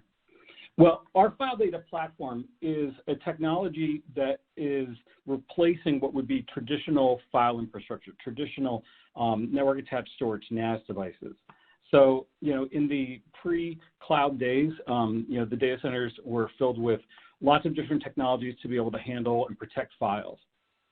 And those technologies seem to exist independently of security in some ways. In other words, you would kind of develop a file server, you would develop even file systems, and those would be separate from the technologies that you would buy to secure the system, or the technology you would buy to encrypt it, or provide any kind of like geo-redundancy. Well, the thing about the cloud is it changed all of that. Not just changed our ability to buy cheaper equipment or deploy in a different way, but it actually gives us a lot of technologies on which we can build a completely different approach to being able to store, protect, and to secure your data. So with Nasuni, we started with the perspective of there's one technology that's offered by every cloud, and that technology is the most scalable, the most durable, potentially the most geo-redundant storage technology out there, and that is the object store. S3 or blob storage, or Google Cloud Storage. It is a technology where there are essentially no limits to what that namespace can look like. You can just keep adding objects and you can keep putting unstructured data into it. But the challenge with an object store is that it doesn't communicate with the rest of kind of enterprise technologies. It doesn't speak, the file protocols. So it doesn't speak CIFS, it doesn't speak NFS. So if I want to be able to put data into an object store, I have this sort of friction between me and the object store, which is I can't just write data to it. I have to do something with that data before it can actually go into it. So we said, well, what if we decide to create a file system on top of that object store? And what I mean by that is the data that you have in your system is stored as objects, but the metadata, the file system data, all of that is also stored as objects. And once you kind of make that decision, then you think, okay, well, what would I do if I wanted to access it?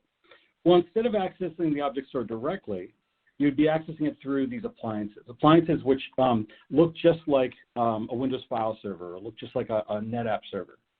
And by being able to access those appliances, that appliance will then aggregate all the file system data you would need, and only the file system data you would need. So you could have a file system that's, millions and millions of files. You could have a file system that's literally petabytes in size. But an appliance is going to be specifically for what that user or that group of users that's attached to it would need. It might be, a terabyte. It might be 100 gigabytes. It might be 20 terabytes. There's a lot of flexibility around that because we built a file system that can live inside of something like Azure Blob Storage, but then is accessed on the edge. But when we did this, we started with the perspective of, well, if you're writing files on the edge and you're writing into the public cloud, how can we make sure that we're secure? And this is the first step. And this is the first step of like being aware of both your customers being aware, the IT organization being aware, their end customers being aware. Everything that leaves an appliance is encrypted, and it's encrypted with your key. So when you look inside of your public cloud storage container, all you're going to see are encrypted files. In fact, there won't even be files as much as they'll be just like chunks of data and metadata, unintelligible until you have something that can kind of compile them together.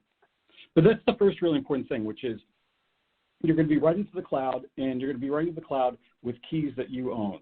And having your end users know that like when my files are protected, they're protected in this public cloud, but they're protected because I know that we are securing them with our own keys. In other words, no one in the public cloud can actually have access to our data. That's one of the first really important things. The second really important thing is we made a decision early on to write data, but not overwrite data. So sometimes people call it WORM, which is write once, read many. It's a really, really important way to make sure that you have a definitive version history, and that you can always go back in time and be able to restore from a definitive spot in time of version history. This becomes really, really important for security, because if you are making sure that you have the exact point in time when an attack happens, and you want the state of your files or your file data before an attack happened, you have to be really assured that what exists in the cloud is the moment in time when you created, when it will reflect the moment in time when files were created. So it's really important for us that we never overwrite anything that's in the cloud. And it's important for the end user then to also realize that, I know that when I'm writing data into Nasuni, I know that when I'm saving data into Nasuni, it's going to be encrypted, so I know that I don't have to worry about anyone else accessing the data inside the public cloud. But most important, I know that there are those versions that are just going to be immutable and they're always going to be there. So there's some other parts to our story as well, which I won't get into. It has to do with sort of some of the SaaS components and kind of the management console around it. But those are the two important things, using something like Azure Blob Storage to store the massively scalable file system, and then having these virtual machines that you can put inside of your data center, maybe in the cloud, basically anywhere you can launch a virtual machine. And so what that actually led us to was this, which is our ability to defend our customers against ransomware. And so I'm going to talk a little bit about the real life experience of our customers as they protect themselves against ransomware with Nasuni.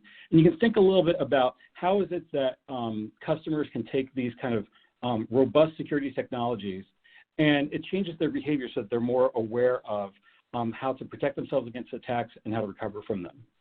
And it really comes down to this. The fact that we have those unlimited file changes and that object storage, that's what you need customers to be aware that that's the first line of defense. That's where the actual protection occurs. The fact that I know once I write it into the cloud, it is there, it's not going to move. Another important thing that we've added onto our system has been the ability to detect attacks as they happen. And today in the product, our ransomware protection add-on service provides a way of finding those signatures, finding those patterns where we are able to capture the types of files that we know have ransomware attached to them or ransomware signatures.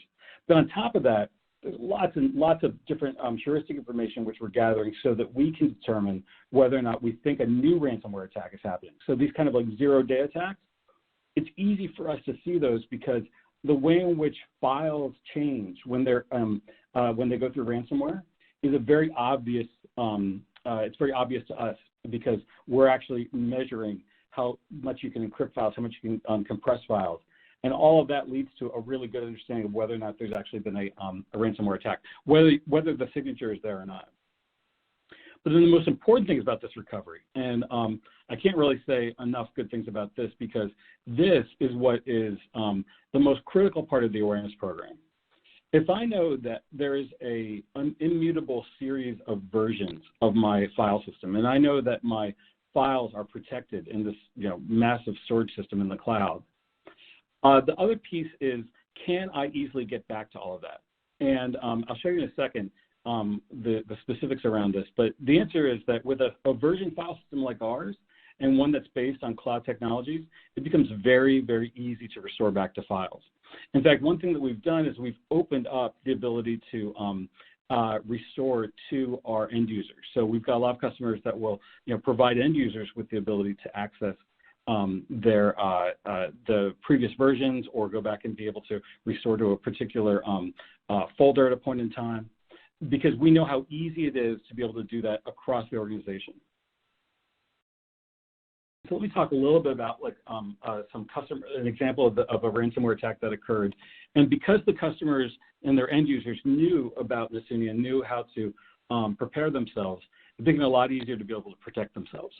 So it all begins with that first thing I said, which was that we've got this snapshot protection. We've got lots of data that's always being captured in an immutable state. And with this customer, it was 400 terabytes of project data, a little over 200 million files. And then this is a really important point here. Because every time we send a file into the cloud, that file is accompanied by a little manifest file. That's a restore point. The same thing is true for a folder. Every time anything in a folder changes, there's another manifest file. That's a restore point. And because we push things to the cloud, in some cases as quickly as 5 seconds, in some cases on average probably about 5 minutes. So the RTO you could say is approximately around 5 minutes, the RPO is around 5 minutes. You've got 1.7 billion restore points across 200 million files that have been in a file system for say about 4 years. 1.7 billion. And that's because every time there's a change to the file system, we put a little file there called a manifest file. And manifest files can be restored at any point in the system. It can be restored at the whole volume. It can be restored at any folder. It can be restored at any file. So when the attack occurs, that's where either the edge detection will kick in, and then email will go out to administrator right away. And say, for example, in this case, it's a 10 terabyte attack. The 10 terabytes are written before a user even gets back from lunch and realizes that something has happened here. Well, at that point, the administrator will be made aware of this. The customer, though, in some cases, in fact, a couple of examples here at this customer, the users actually could go back in and restore it themselves. So even though the administrators are there and they can actually go back and restore an entire volume, customers could keep working because they had the ability to roll back to a version of the file system just before some of these events happened. And that meant at a file level or a folder level. But then the third point here, the RTO. So how long did it take to actually restore this? So in their case, 10 terabytes, it was literally just under 40 seconds. And the thing that's kind of interesting about this, I'll show you an example of it later on in the deck, but it's 40 seconds to restore any manifest file, regardless of what's underneath it. In this case, it was like the top level of the 10 terabytes. But we've actually run tests, and you can go to Nasumi.com and actually see the live demo or the recorded demo of this. But we've tested where we show 100 million files, almost a petabyte of data, all being restored in exactly the same time, about 38 seconds, under 40 seconds. And that's because of the way that we have created these really cool things called these manifest files. So it doesn't matter how big of a file system you have, as long as you hit that right point, usually the top of the tree somewhere where the attack happened, at, the moment just before the attack, you can go back in time and restore. And so we heard from this customer this was fantastic because the time to recover was great, but the detection was the thing that can sometimes take a while, especially if you have remote offices, especially if the remote offices might be attacked after hours. A lot of global companies with global footprints, it becomes a little bit more difficult. So even with the alerting, even with everything in place, it became a lot easier when we were able to provide more information about early detection. So instead of being able to having to go through and not just find that one case that you heard about, but all the cases that existed, now we have that with a much more robust set of protections. And so customers really, really love this. About 12 hours assessing the damage from before across 27 locations, but with these new features that we've just announced, it's about always being on high alert for ransomware attacks. And across our customers, whether it's a Fortune 100 U.S. manufacturer that said, these new detection capabilities allow us to detect those ransomware attacks sooner and speed up our recovery process, because that's what really is impacted here. It's about how long before you get up and running again. Again, another architectural firm talking about the fact that they can get to remediation right away. And a top 20 U.S. city by population says that at this point, all within one management console can they manage everything. So I'll just leave you with this one last thing on this page, which is to really think about what allows a customer's environment, what allows a customer to be able to provide such a high level of service to their customers when it comes to being able to restore from ransomware. It's the fact that you have no limit on the number of files to determine what is going, or the time it's going to take for you to restore. Again, it's because of the system that we have in place, but because our customers know that, it makes it a lot easier for them to manage through an attack. So I think at this point, we may have questions, and maybe I'll just go into the questions. Check that out. Is that right, Jess? Yeah, we're ready. We're ready to rock. If John, that was an awesome presentation. Thank you so much. And we've got lots of questions coming in. So if you're ready to jump in, let's do it. Yeah, let me see this. So Chris asked a question: does hardware factor as a variable in the recovery time? It actually doesn't, because the hardware that you access your Nasumi appliance on is not where the recovery actually happens. The recovery is happening inside, more or less inside the cloud. And it's because you are going to be repointing your appliance to a different version that exists in the cloud. So you could have a 20 terabyte appliance that is holding 20 terabytes of data. As soon as you repoint to that new version, even if all 20 terabytes are now invalid, you're going to just fault in data and metadata in a very, very efficient way, because we've done a lot to make sure that we've got these great caching algorithms that do that. And they're going to fault into that appliance as users are going to be accessing more data on that appliance. So there's it's kind of a different approach than some other technologies, because what we provide is sort of incremental faulting of data based on user access, rather than saying, hey, there were 10 terabytes here, let me make sure all 10 terabytes are back before anyone can access it again. We take a different approach. We say, look, you're connected to the cloud. Every piece of data that had to be rolled back, now we'll take an extra second or two to be able to make available to the end user. So it's a much nicer way of being able to distribute the sort of the cost of repopulating or rehydrating an appliance. And it does so because it's based on user demand rather than based on this sort of schema of looking at the entire attack surface and then just trying to restore that alone. We try to make it just as simple as possible for the users, and with as little impact to the overall time it takes to get back and running again. Well, in line with kind of things. Yeah. I was going to say, actually, I was going to jump to Adam's question there. I don't know if you see that. Wondering about the high-level reports, especially that a team might be able to bring to upper management that could kind of illustrate that need. And maybe also how it's working. So that's a great question. In fact, we're working on a new version of the ransomware services that's going to be available at the end of the year.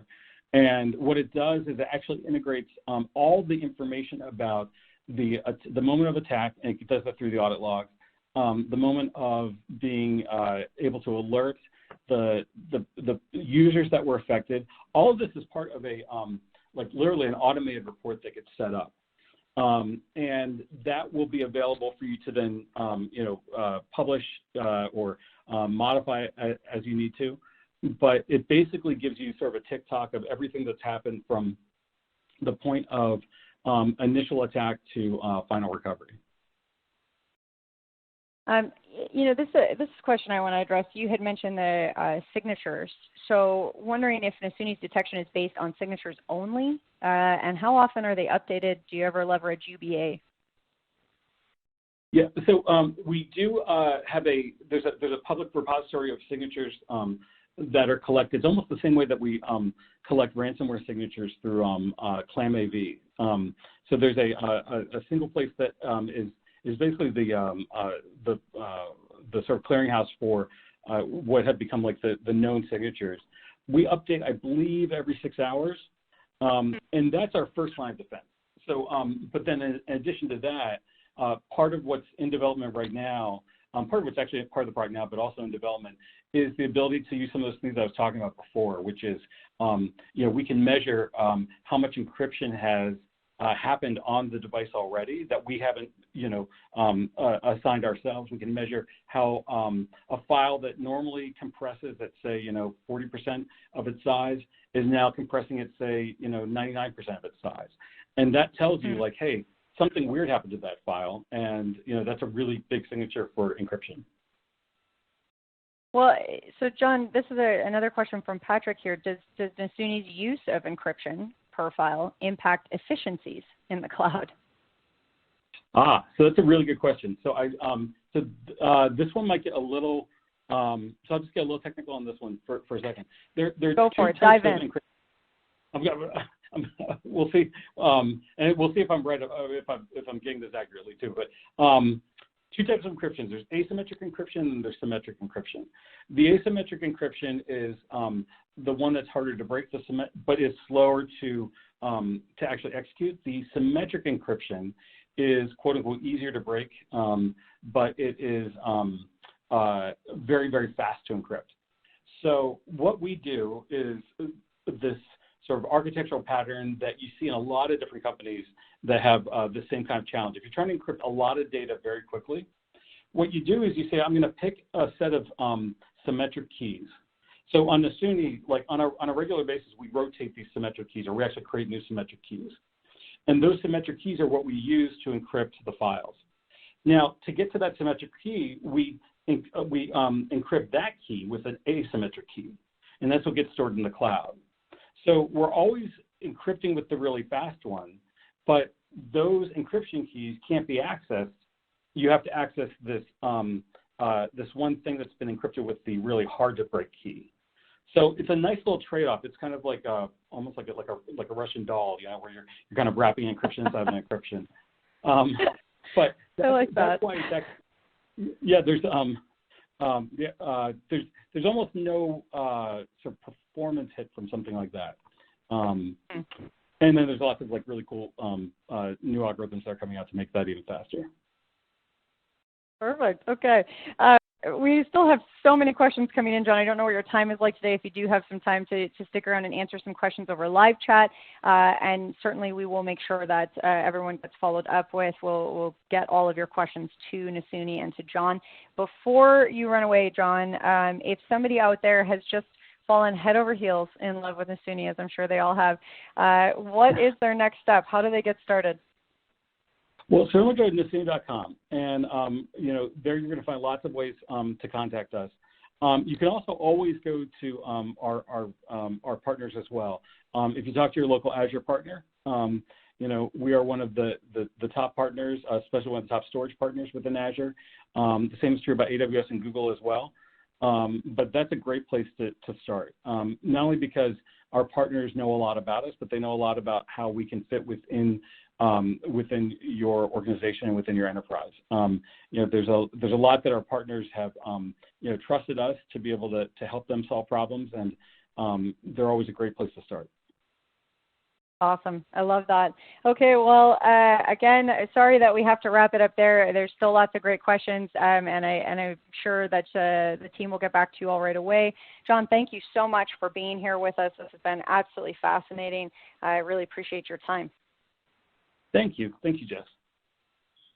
Well, and thank you, as always, to the audience for asking some amazing questions. Honestly, this really is the best part of these sessions, is getting to interact and discuss some of this information together. I also want to thank anyone who has filled out the poll, which I have up for you now. So we've got the Nasuni poll. What additional information would you like to get from Nasuni? And this is a great way, you know, for those of you who are asking those questions, you know, wanting a little bit more information, this is how you can, you know, immediately get that. So let them know what you want to hear, what kind of follow-up you would like, and you will hear back from that team. So please do take a minute and fill that poll out. Again, that feedback is much appreciated. I do also want to remind you to head to that handout section. You can find a link and download the Nasuni datasheet, ransomware protection and add-on service for the Nasuni file data platform. Just an awesome read, so make sure that you check that out. Now, while you are downloading that handout, I'm going to go ahead and move along with a prize. As John said, it just keeps the energy going. Who doesn't love prizes? So we have two more prizes here. We have a $500 Amazon gift card and another grand prize winner. And our next $500 Amazon gift card is going to Matt Lutz of Wisconsin. Matt Lutz of Wisconsin. And our next prize winner of an Apple M1 iPad Air tablet is Mike Maddle of Indiana. Mike Maddle of Indiana. I think I saw you say hello this morning, Mike. So little did you know you were the grand prize winner of an Apple M1 iPad Air tablet. Congratulations to Matt and to Mike. As always, we will be in touch about claiming your prize after the webinar. Don't forget that there's still lots more chances to win a prize today. Plus, we've got that best question gift card from each session. We're evaluating those after the fact, so even if we don't get to your question, there's still a chance that you could win that. Okay, but for now, folks, I don't know how this happened already, but we have already come to our last session of the Megacast, and I am absolutely thrilled to introduce you to a familiar face, an awesome presenter, Tracy Aitor, Inside Sales Engineer at Rubrik. Tracy, thank you so much for joining us today. I know you have a lot of great information to cover, so I'm going to hand things right over to you. Hey everyone, thanks for joining today. And I am happy to be here, especially because we do have some brand new things in store for you, fresh off the heels of our Forward conference, which took place a few weeks back in beautiful, sunny San Diego, California. So my name is Tracy Ator, and I am one of the inside sales engineers covering the Bay Area and Rockies territory here in our mid-market segment. And my plan today is to go over some of those new and exciting things we announced, and of course, hop into Polaris 2.0 to show it in the flesh. So without further ado, let's get started. So starting with Rubrik's core competency, pretty much, I'm going to lay the foundation out here. So what Rubrik does is we collapse what was once a traditionally complex legacy architecture into a single software fabric that scales out infinitely between on-prem and cloud environments. So the goal of Rubrik was to build a better, faster, less expensive backup and recovery platform with the cloud in mind starting from day one. When protecting on-prem workloads, we typically do position a 2U chassis with 4 blades in it. It's a hyperconverged appliance built on x86 architecture. Each blade inside the chassis does have CPU. It has memory. It has a 10 or 25 gig port for the data, optional 10 gigs for management. Each blade also has a hybrid disk architecture. So you will get SSDs for the performance and caching, which gets us up to 30,000 IOPS per appliance. And then you'll also get hard disk drives for the storage itself. And we could scale this all out by adding another chassis as you grow, should you need to expand your storage footprint. The way to think about it is it's similar to vSAN structure. So the more you add, the more of everything you get, because it's going to lock arms and be seen as one. So with that being said, there is no additional hardware shopping needed since the software, compute, and storage is all woven together. So it is a turnkey solution straight out of the box. And then from the inception of Rubrik, we've always put data security front and center. So this is evident in our immutable built from scratch append-only file system that we've paired with the zero trust architecture that we will get into a little bit more on my next slide. And then part of our innovation was to build data forensics into our platform. So you can do more with your backups, which we will also touch on in a moment because that's very important. And then our solution does hook into your environment using APIs, so we can easily integrate with VMware, Hyper-V, Nutanix, AHV, those hypervisors, or even SOAR or SIEM tools like Splunk, ServiceNow, etc., or really any orchestration tools your security operations team is currently using for things like system event notifications or incident response. When it comes to recovery, again, we are leveraging those SSDs for the quickest performance. Live mount is one of our most popular functions. That's where we could spin up a virtual machine on the Rubrik system itself. So we are leveraging Rubrik's own data stores to host that virtual machine, which we then give you the option after you've done what you needed to do to that second copy of the VM hosted on Rubrik. You can, do things like move it back into production in the least disruptive manner. And one of the use cases or test cases that I've seen using Liberty Mutual as an example, I believe it was a 14 terabytes database. We were able to recover it in about 14 minutes using live mount after what had been 23 hours previously. And then most importantly, and the main reason customers are investing in these types of projects is our ability to recover and recover quickly. So we provide you with options here. I just mentioned one of them.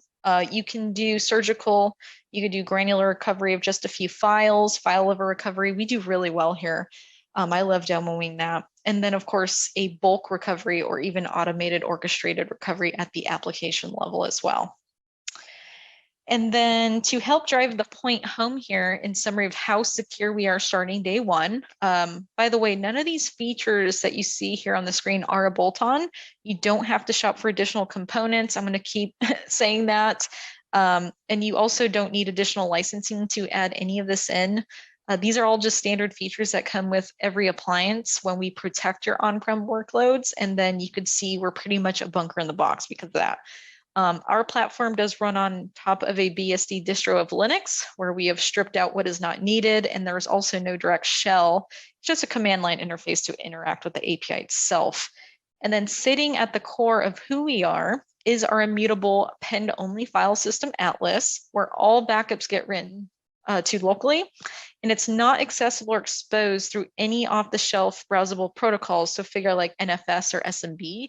It just essentially sits offline. So once backup data gets written to it, it cannot be modified, changed, or deleted by any bad actors.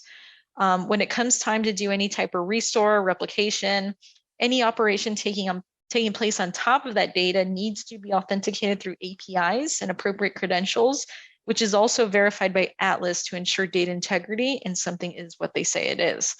And then touching more on zero trust methodology, we also enable end-to-end encryption, meaning all data is encrypted in flight using TLS 1.2 and at rest using AES-256-bit encryption.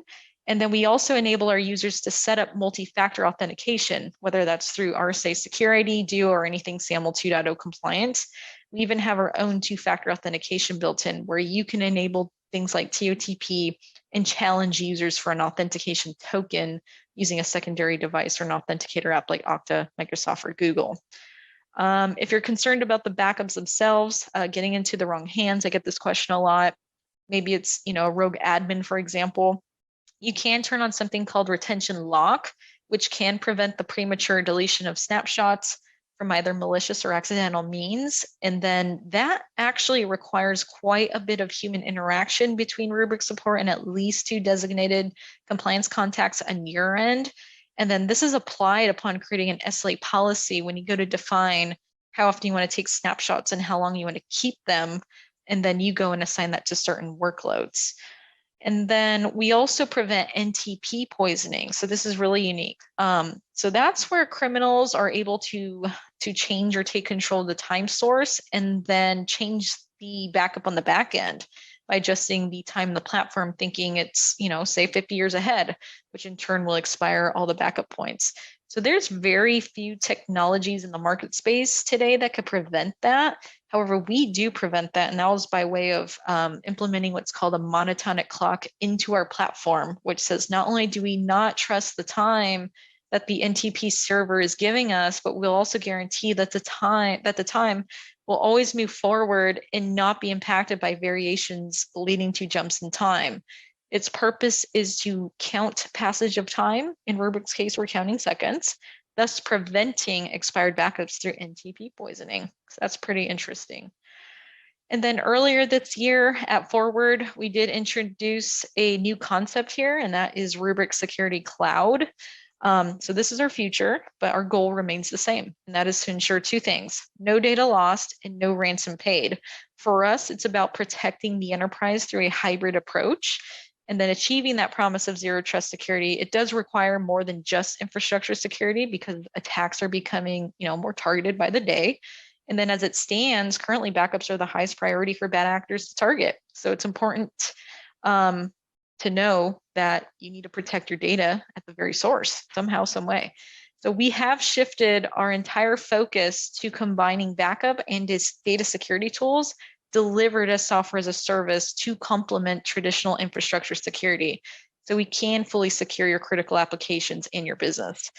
And for us, it's about achieving data resilience, data observability, and most importantly, data recoverability here. So with those 3 things in place by Rubrik standards, you get, first and foremost, data resiliency guaranteed. So you will always have a clean copy of your backups that can never be compromised thanks to our immutable file system, Atlas, which we just talked about. And, it's important to know, to this day, we have never been compromised at that layer, making this definitely a unique differentiator in the market, our Atlas file system. We also introduced earlier this year Rubrik Cloud Bolt, which we co-engineered directly with Microsoft to provide a fully managed Rubrik service built on Azure Cool or Azure Archive for, customers that want to archive their data short-term or long-term. And then the data is also completely isolated since it's put into our own tenant. So that's all fully secure, managed by us here at Rubrik. There's also predictable costs as well, which covers storage, reads, API calls, and egress charges. And then, of course, we could protect your M365 environment in a similar fashion. Whether that's Exchange users, OneDrive, SharePoint, and Teams, this data has obviously become a huge target for bad actors. I believe Mandiant, that popular computer security firm, They have even gone out and said that 365 is a gold mine for ransomware groups because most organizations, they tend to hold a lot of business critical and confidential data in their M365 footprints. All right, so when it comes to Rubrik's data observability, that pillar right there in the middle, we do give you the ability to find and understand the blast radius of a ransomware attack, also known as anomalous event detection. So you can narrow down exactly what has been encrypted and what needs to be recovered, which in an event like this can save you from a ton of downtime. And most importantly, you never have to go Bitcoin shopping again. You'll also know if any sensitive data was in scope, leveraging our sensitive data discovery tool, formerly known as Sonar. And that's often required by cyber insurance and compliance standards. And then finally, you'll have incident containment, where you may have heard it out in the wild as threat hunting here at Rubrik. So that will give you the ability to roll back to the last known good state without concern of reinfection, right? So we can narrow down which snapshots are in their last known clean state before exfiltration began. So essentially, you're not stuck running malware laps, and that's pretty nice. Then finally, that last pillar, that's just stating the obvious, data recovery. That's simple, right? It's critical. And with Rubrik, you'll have those options, right? So lastly, and then we'll launch into that Polaris 2.0 tour. So those further along in their cloud journey, we provide Rubrik native tools to back up and recover workloads in the cloud because we want to simplify the way that you manage those backups. We support very complex multi-cloud workloads through that same single pane of glass approach, just as your other workloads you protect on-prem through Polaris. Those workloads being Azure VMs, EC2 instances, RDS, EBS databases, or file servers that live across Azure, AWS, or GCP. Our solution here, it aims to address the fact that after our customers have gone through their lift and shift, or they've built things cloud native, they want to make sure that they could provide that same level of governance and security they once had on-prem, and we could solve that. So from a configuration perspective, there's absolutely no running resources here like on-prem hardware. All we're doing is connecting via an API to assume a role from our Rubrik account with specific conditions to use this role with some modifications based on the cloud provider. For scalable protection, we offer the ability to create a policy that spans hundreds or thousands of resources in the cloud by simply telling it what kind of RPO and RTO you want. And then this could span all your cloud workloads if you wanted by resource groups, tag rules, maybe you want to protect entire accounts, subscriptions, or maybe you want to, take a more granular specific approach by maybe just an Azure VM here and there, or an EC2 instance, or many EC2 instances, EBS volumes, etc. You set that policy up, and this software will handle the entire backup and recovery process. In terms of security, we can leverage things like storage tiering into immutable storage for Azure Storage blobs, which you configure within your Azure portal. For AWS, we have object level immutability on our roadmap for the second half of this year. Our AWS customers today air gap leveraging cross-account replication with us, which is highly recommended. So you have an air gap copy of your data. Again, we could help you orchestrate that. And then from a usability standpoint, we purposely developed a no-brainer approach. So we have a point-and-click multi-cloud dashboard experience that the operator can go into. You could derive reporting from, have visibility in a way that native tooling from a cloud provider that you might be leveraging today, they cannot do this across different clouds. So we could solve that as well. All right. So it looks like I have a little time left, so I'll launch into Polaris 2.0 and give you that quick tour I've been talking about. So give me a minute. I'm just going to stop sharing my screen real quick and hop over there. Perfect. Here it is. All right. And here we go. Now we can get started. All right. So new look and feel, or at least to those that may have saw Polaris 1.0 previously. So we've obviously made a couple changes here. So new look, it's blue, which I find easier on my eyes, to be honest with you. If for whatever reason you want to switch back to bright theme, you can. That is also an option. But nope, starting at this global dashboard page, you could still see off the bat a consolidated view for monitoring activities across your Rubrik appliances and where they might live across data centers across the globe. You could also see all your protected objects on-prem and in the cloud down here. Whoops. And then you get full visibility into any task running and compliance and events overview from an SLA perspective. Over here to the right, you can see ransomware investigation. That's all formerly known as radar. Currently, it's alerting me to one anomalous event right here on my global dashboard page. Data discovery, that's formerly known as sonar. So going into that tool, you're gonna, be able to leverage what's called a predefined template, or you could maybe customize your own dictionaries or expressions into an analyzer. So you could go out and search for things that might put you at risk, right? So personal identifying information as it relates to like your customers or maybe even you, anything HIPAA, GDPR, GLBA. That tool will go out and report back what it may have found out in the wild and give you a chance to clean those up before either an unexpected audit maybe or even a ransomware event. And then going into, let's go into the gear settings. I like to talk about some of the security stuff that you could do in here. So there is a couple things you could do from a login perspective. So we could enable things like SSO. So you could establish the SAML 2.0 connection with an identity provider like Okta, Microsoft, and Google using those authenticators. You could also leverage IP whitelisting, which allows Rubrik to limit access to the Rubrik console to just trusted IP addresses or IP ranges. And you can enable multi-factor authentication where you would need, the help of a second device like your smartphone to generate a one-time passcode to authenticate yourself for another user, again, through an identity provider like Okta, Microsoft, and Google authenticators. Those are the popular three that we support. And then going into what we do protect here in Polaris, this is pretty fun. So I have my inventory tab up here.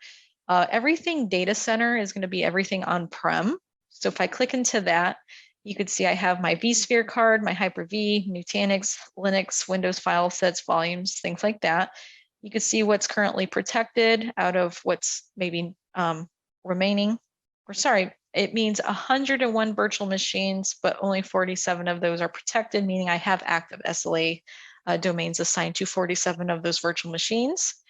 What's also cool about this inventory thing at the top, it's also here as well, but I like to go up here. If I go to SaaS, this is where you can find my M365 tile. So you could see I am protecting a number of things: Exchange, OneDrive, SharePoint, Teams. I got my users being protected here, all their mailboxes, OneDrive, files and folders, or entire OneDrives across users. I got SharePoint. SharePoint tends to be really popular amongst the people that I talk to. So you can see I have a number of site collections here in my demo lab. If I go into legal, you could see that we do backup document libraries. We could back up list. Going back to Exchange, sorry, I glossed over that. We can protect entire mailboxes, and we get pretty granular here.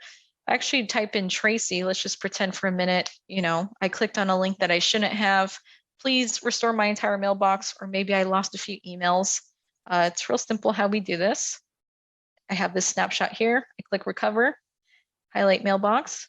I can recover Tracy's entire mailbox, whereas Microsoft might take a week to give you a snapshot or point in time to recover from. We did that in a couple clicks. And here's where we get more granular. Here's all of her emails. We only collect metadata ever. You don't actually have, access to the full content there. And you could search for individual emails by using a keyword in the subject line. And then you could select which emails you want to restore. And here's those options: back to the original user or restore to another user. So that's M365. And then lastly, I talked about the fact that we do protect cloud native workloads. So here are my EC2 instances, my Azure SQL databases, my Azure VMs, GCP down here. There are those cards. And that is that. If you are interested in a full demo, you probably know where to find us to set that up. You could also visit Rubrik.com, or you could contact your local value-added reseller or anybody that you might work with in that sense. And they could get you set up on a more in-depth demo into this. But for now, that was the sizzle demo. Actually, this is just the tour. Then yeah, thank you so much for having me, and I look forward to answering some questions. Well, thank you, Tracy, for that awesome presentation and for sticking around to answer some questions. I have to say, I love the new look. It's great. Very, very soothing, the blue. Thank you. Yeah, that's a big favorite feature that I'm hearing a lot compared to our Polaris 1.0. You know, it's funny, we were talking a little earlier about instructional design, and it's really important, these seemingly small things, color, layout, you know, and especially with usability, it can actually make a big difference. Yeah, it matters, for sure. Well, I appreciate that, and the demo was awesome. We do have some great questions coming in, so are you ready to jump in? I am. Great. Okay. I do want to just point out that I've got that poll up. So if you are looking for some more information from Rubrik, that's where you want to let us know. So please do take a minute, fill that out while Tracy and I are chatting here. I wanted to start. So Deb sent a question in, and she is a regular of ours. She works in higher education, so she's often kind of looking in that field. She was wondering about free trials and whether or not that would be possible. Is that something that, you know, is there a way people can try, especially the M365 solution? Yeah, absolutely. So that's actually really simple to get started. So if they head on over to like Rubrik.com, you'll see like a magnifying glass to do a search. You can literally search M365 free trial there. And we offer that free for 30 days. So if they like it, you know, it's a seamless transition from PO to production. And then you could keep what you already have backed up during that trial, which is nice. So yeah, that's really easy to get started on, no problem. I love that. Okay, Deb, there's your answer. Your students will get a chance to try it out. You know, I wanted to ask this one as well from Rakesh, because we are chatting today a little bit about, yes, all the solutions, but also that kind of human element and really an important aspect with a security awareness program being the human side of it. So he was wondering about the skill sets and certifications that, you know, is there any additional training that would be recommended for administering Rubrik, or do you feel that you've created something that's kind of simple enough that no additional training required? Yeah, so we're very big on training here. So depending on what solution of ours that you're deploying, I mean, there's a number of SKUs that you can include to get the training. So I believe we call those accelerator SKUs. And then also, you know, we publish how-to videos all the time on YouTube. We also have something called EduBrite that I think is linked to our support portal that we could share with our customers and, you know, walking them through how to get started on, you know, again, whatever particular solution they're trying to set up. And then of course you could leverage your sales engineer, right? That probably did the demo with you to help you in that regard. Of course, depending on what it is, right? So yeah, there's a lot of different things out there that can enable our customers to ensuring a seamless process. Well, that's important. Yeah, this is an interesting one, and Chris has really expressed that he's struggling a lot with shared drives. So he hasn't been able to figure out a way to back up or a solution that works with backing up any kind of shared drive. Is that something that you have any insight in, Tracy? You know, I might need to drill into that question a little bit deeper. So if Sure. he wants to reach out to me directly, by all means, tracy.ator@rubrik.com. I would have additional questions surrounding that. So yeah, feel free to reach out to me directly and we'll take that one offline. I love that. Yeah, Chris, it sounds like there might be solutions out there. So this is a good place to get started. Okay, you know what? I have to say, I love the word threat hunting. I don't know why, but that is just very evocative for me. So I like that idea. So you mentioned incident containment and threat hunting. How are you actually looking for those threats? Yeah, so we have a few indicators that can be used for the hunt. I love that too, threat hunting. So you can leverage, you know, things like Yara rules. I'm not sure if anybody's familiar with that, but that is one of the most popular methods for this. So just to kind of like deep dive into that. So that is the standard definition used to identify malware using scripts that look for those indicators. Those scripts look specifically at strings inside the file itself that exist within ransomware. If you currently have a third-party security intelligence team, some customers out there may already have access to this type of threat intelligence, whether that's CrowdStrike or whomever in that space. But what that will tell you is what the trend is this week or today, what that looks like. So maybe it's Lockbit Trojan making its rounds, maybe it's Ryuk malware. Guaranteed file hash values or YAR rules already exist for you somewhere for you to use during a threat hunt. And then I've also seen independent security researchers on the internet make these available to the public as well. So you take those, you put it into our tool, we'll go out and look for those indicators depending on where it's coming from.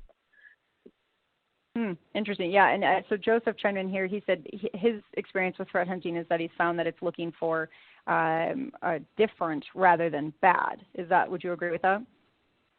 Correct. Yeah. And then there's also a couple other things that you could leverage too that I should mention. So we could also do file hashes. So, specific hash values inside the file, or you can look for file patterns, which are just the specific file paths to search for the malware. Maybe it's .ryuk, .conti, whatever the cyber criminals are using in this day and age. We could do that too.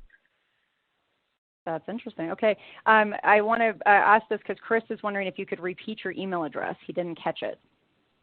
Sure. So it's my name, Tracy, Tracy, .ator, ATOR, @rubric.com. And just because this was also asked, and I think you touched on it briefly, Matt was wondering about if they do decide to do a free trial and then end up not going with the solution, which I think you'll find that you'll stay. But if you do go in a different direction, they want to make sure they wouldn't leave anything behind. I think you mentioned that they would be able to keep that after they left the trial. Is that correct? So if they decide to actually sign up and push this, into production and pay for it, that is all seamless. You don't have to jumpstart the solution itself. Yeah, you just keep the backups and continue on. If you plan on not continuing the trial or not paying for it, then we do delete your data after about 30 days. Okay, so you have some time. It's not like the instant to change your mind, hopefully. Yeah, that's right. Yeah, or you could contact support, and I think they have a way to remove that even sooner if needed. So perfect. I mean, one conversation with you, and I'm sure they'll all be sold. I wish that we could keep going. I do want to ask you, just because I think you mentioned Forward, and I think this is a great sort of place to end it. We did have a question that at Forward there had been something mentioned about a command center. Is that available yet? Yeah, so that has been coming up a lot since Forward. I'm glad you asked. So we anticipate this to come with our summer 8.0 release, and then of course that might be a moving target. But I'm very excited for this myself, and I'm actually bummed I didn't have access to actually show this today. But for those who are new to this, it's basically a dashboard that will give you insights and scoring for how well your backups are secure from ransomware, along with security recommendations to up your rating scale. So it begs the question, am I good or am I not? So for example, we may make a recommendation for you to enable POCP, which is time-based one-time passwords for Polaris, which will essentially have a 35% score impact. And then you'll also be able to drill deeper to see past 7 days or maybe 12 months to see how, the security of your Rubric platform has transitioned over time. So that's all good stuff. Stay tuned for that. I'm very excited for that. I love that. It's always great when the presenter's excited, it's good stuff. So stay tuned. And Tracy, I wish we could keep going there. We do have a lot of amazing questions, so I want to assure everyone in the audience that we will make sure Tracy and the Rubric team do get to see those questions, so you will get follow-ups on those. And Tracy, before we leave, for the person that's ready to jump in with Rubric, they're pumped about that free trial. What's their first step? Yeah, so like I said, you could visit rubric.com and go ahead and fill out that form once you search for, that trial that you're looking for, whether it's M365, maybe it's the cloud native protection. Or you could reach out to your value-added reseller, whether that's CDW, SHI, or anybody you use local. That's fine too. And then you could also contact me directly, and I'll put you in touch with the right team. So you have 3 options. I love that. Lots of great ways to go. And I'll just remind you all that if you go into the handouts tab, find that rubric link. The link actually takes you directly to where you can book that demo with rubric. So there are 0 barriers to entry here. Just click and sign up for a demo and chat with the team a little bit more. Tracy, again, thank you so much for an amazing presentation and demo and sticking around to answer some questions. It's been a pleasure. Yeah, absolutely. Thank you for having me. Have a great day. Yeah, you too. And thank you to everyone that asked some amazing questions. I have to say the questions today have been spectacular. I know that we didn't get to all of them in the live sessions, and I wish we had more time. I wish we had hours and hours to dig into this. But please do keep those questions coming in. They absolutely go to the teams and to the speakers, and you will hear back from them. So make sure that you keep those questions coming, not just because we also have those best questions prizes coming for you after the fact. So stay tuned for those as well. You will hear if you are a winner. And speaking of winners, let's do our very last prize drawing today, folks. So we have another $500 Amazon gift card and one of our Apple M1 iPad Air tablets. Now I'm going to remind you one more time that you must be in attendance at the live webinar today to win. Our last winner of a $500 Amazon gift card today is Joshua Langiaru of Connecticut. Joshua Langiaru of Connecticut. You have won a $500 Amazon gift card. And then our next grand prize winner of an Apple M1 iPad Air tablet, oh good, that's the last time I have to say that, is Diane Kimberline of Illinois. Diane Kimberline of Illinois. So congratulations to Joshua and Diane. As always, we will be in touch about claiming your prize after the webinar today. I'm going to go through that list one more time. Our winners today of a gift card, Tricia Patterson, a grand prize, David Pope. Gift card, Alex Bernstein. Grand prize, Brandon Werner. Gift card, Alyssa Rousseau. Grand prize, Tim Farrell. Gift card, Matt Lutz. Grand prize, Mike Maddle. Gift card, Joshua Langiaru. And grand prize, Diane Kimberline. So congratulations to all our winners. And folks, I can't believe it. We have actually reached the end of our Megacast. So you know what? Because I missed all your faces and smiles out there, I'm going to hop back on camera with you all so I can say so long properly.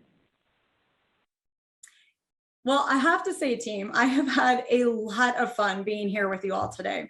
And don't forget, I do want to remind you, there's still a chance to win that best question prize. We're going to be reviewing all the questions that were asked today after the Megacast wraps, and we will be in touch.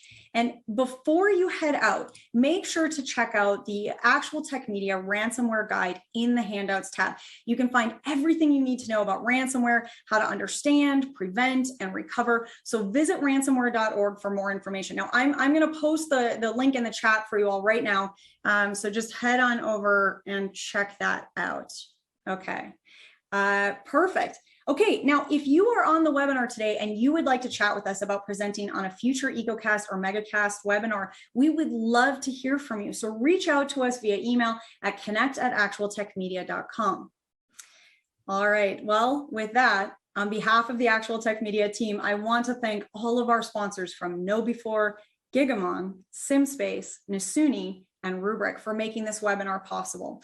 And a special thank you to all of you for attending and asking some great questions. I had so much fun with you all today talking about how to include the individual when we're discussing security strategies. I hope that you have learned some interesting and helpful tips about how to design and implement a robust security awareness program at your organization. Before you take off today, be sure to mark your calendars and come back to join us on July 12th for a tech talk on Zero Trust. What is it and how to achieve it? Incredibly important. So please do join us for that. That's 12 p.m. Eastern and 9 a.m. Pacific on Tuesday, July 12th. Well, I hope to see you all again soon. And until then, have an absolutely beautiful rest of your day.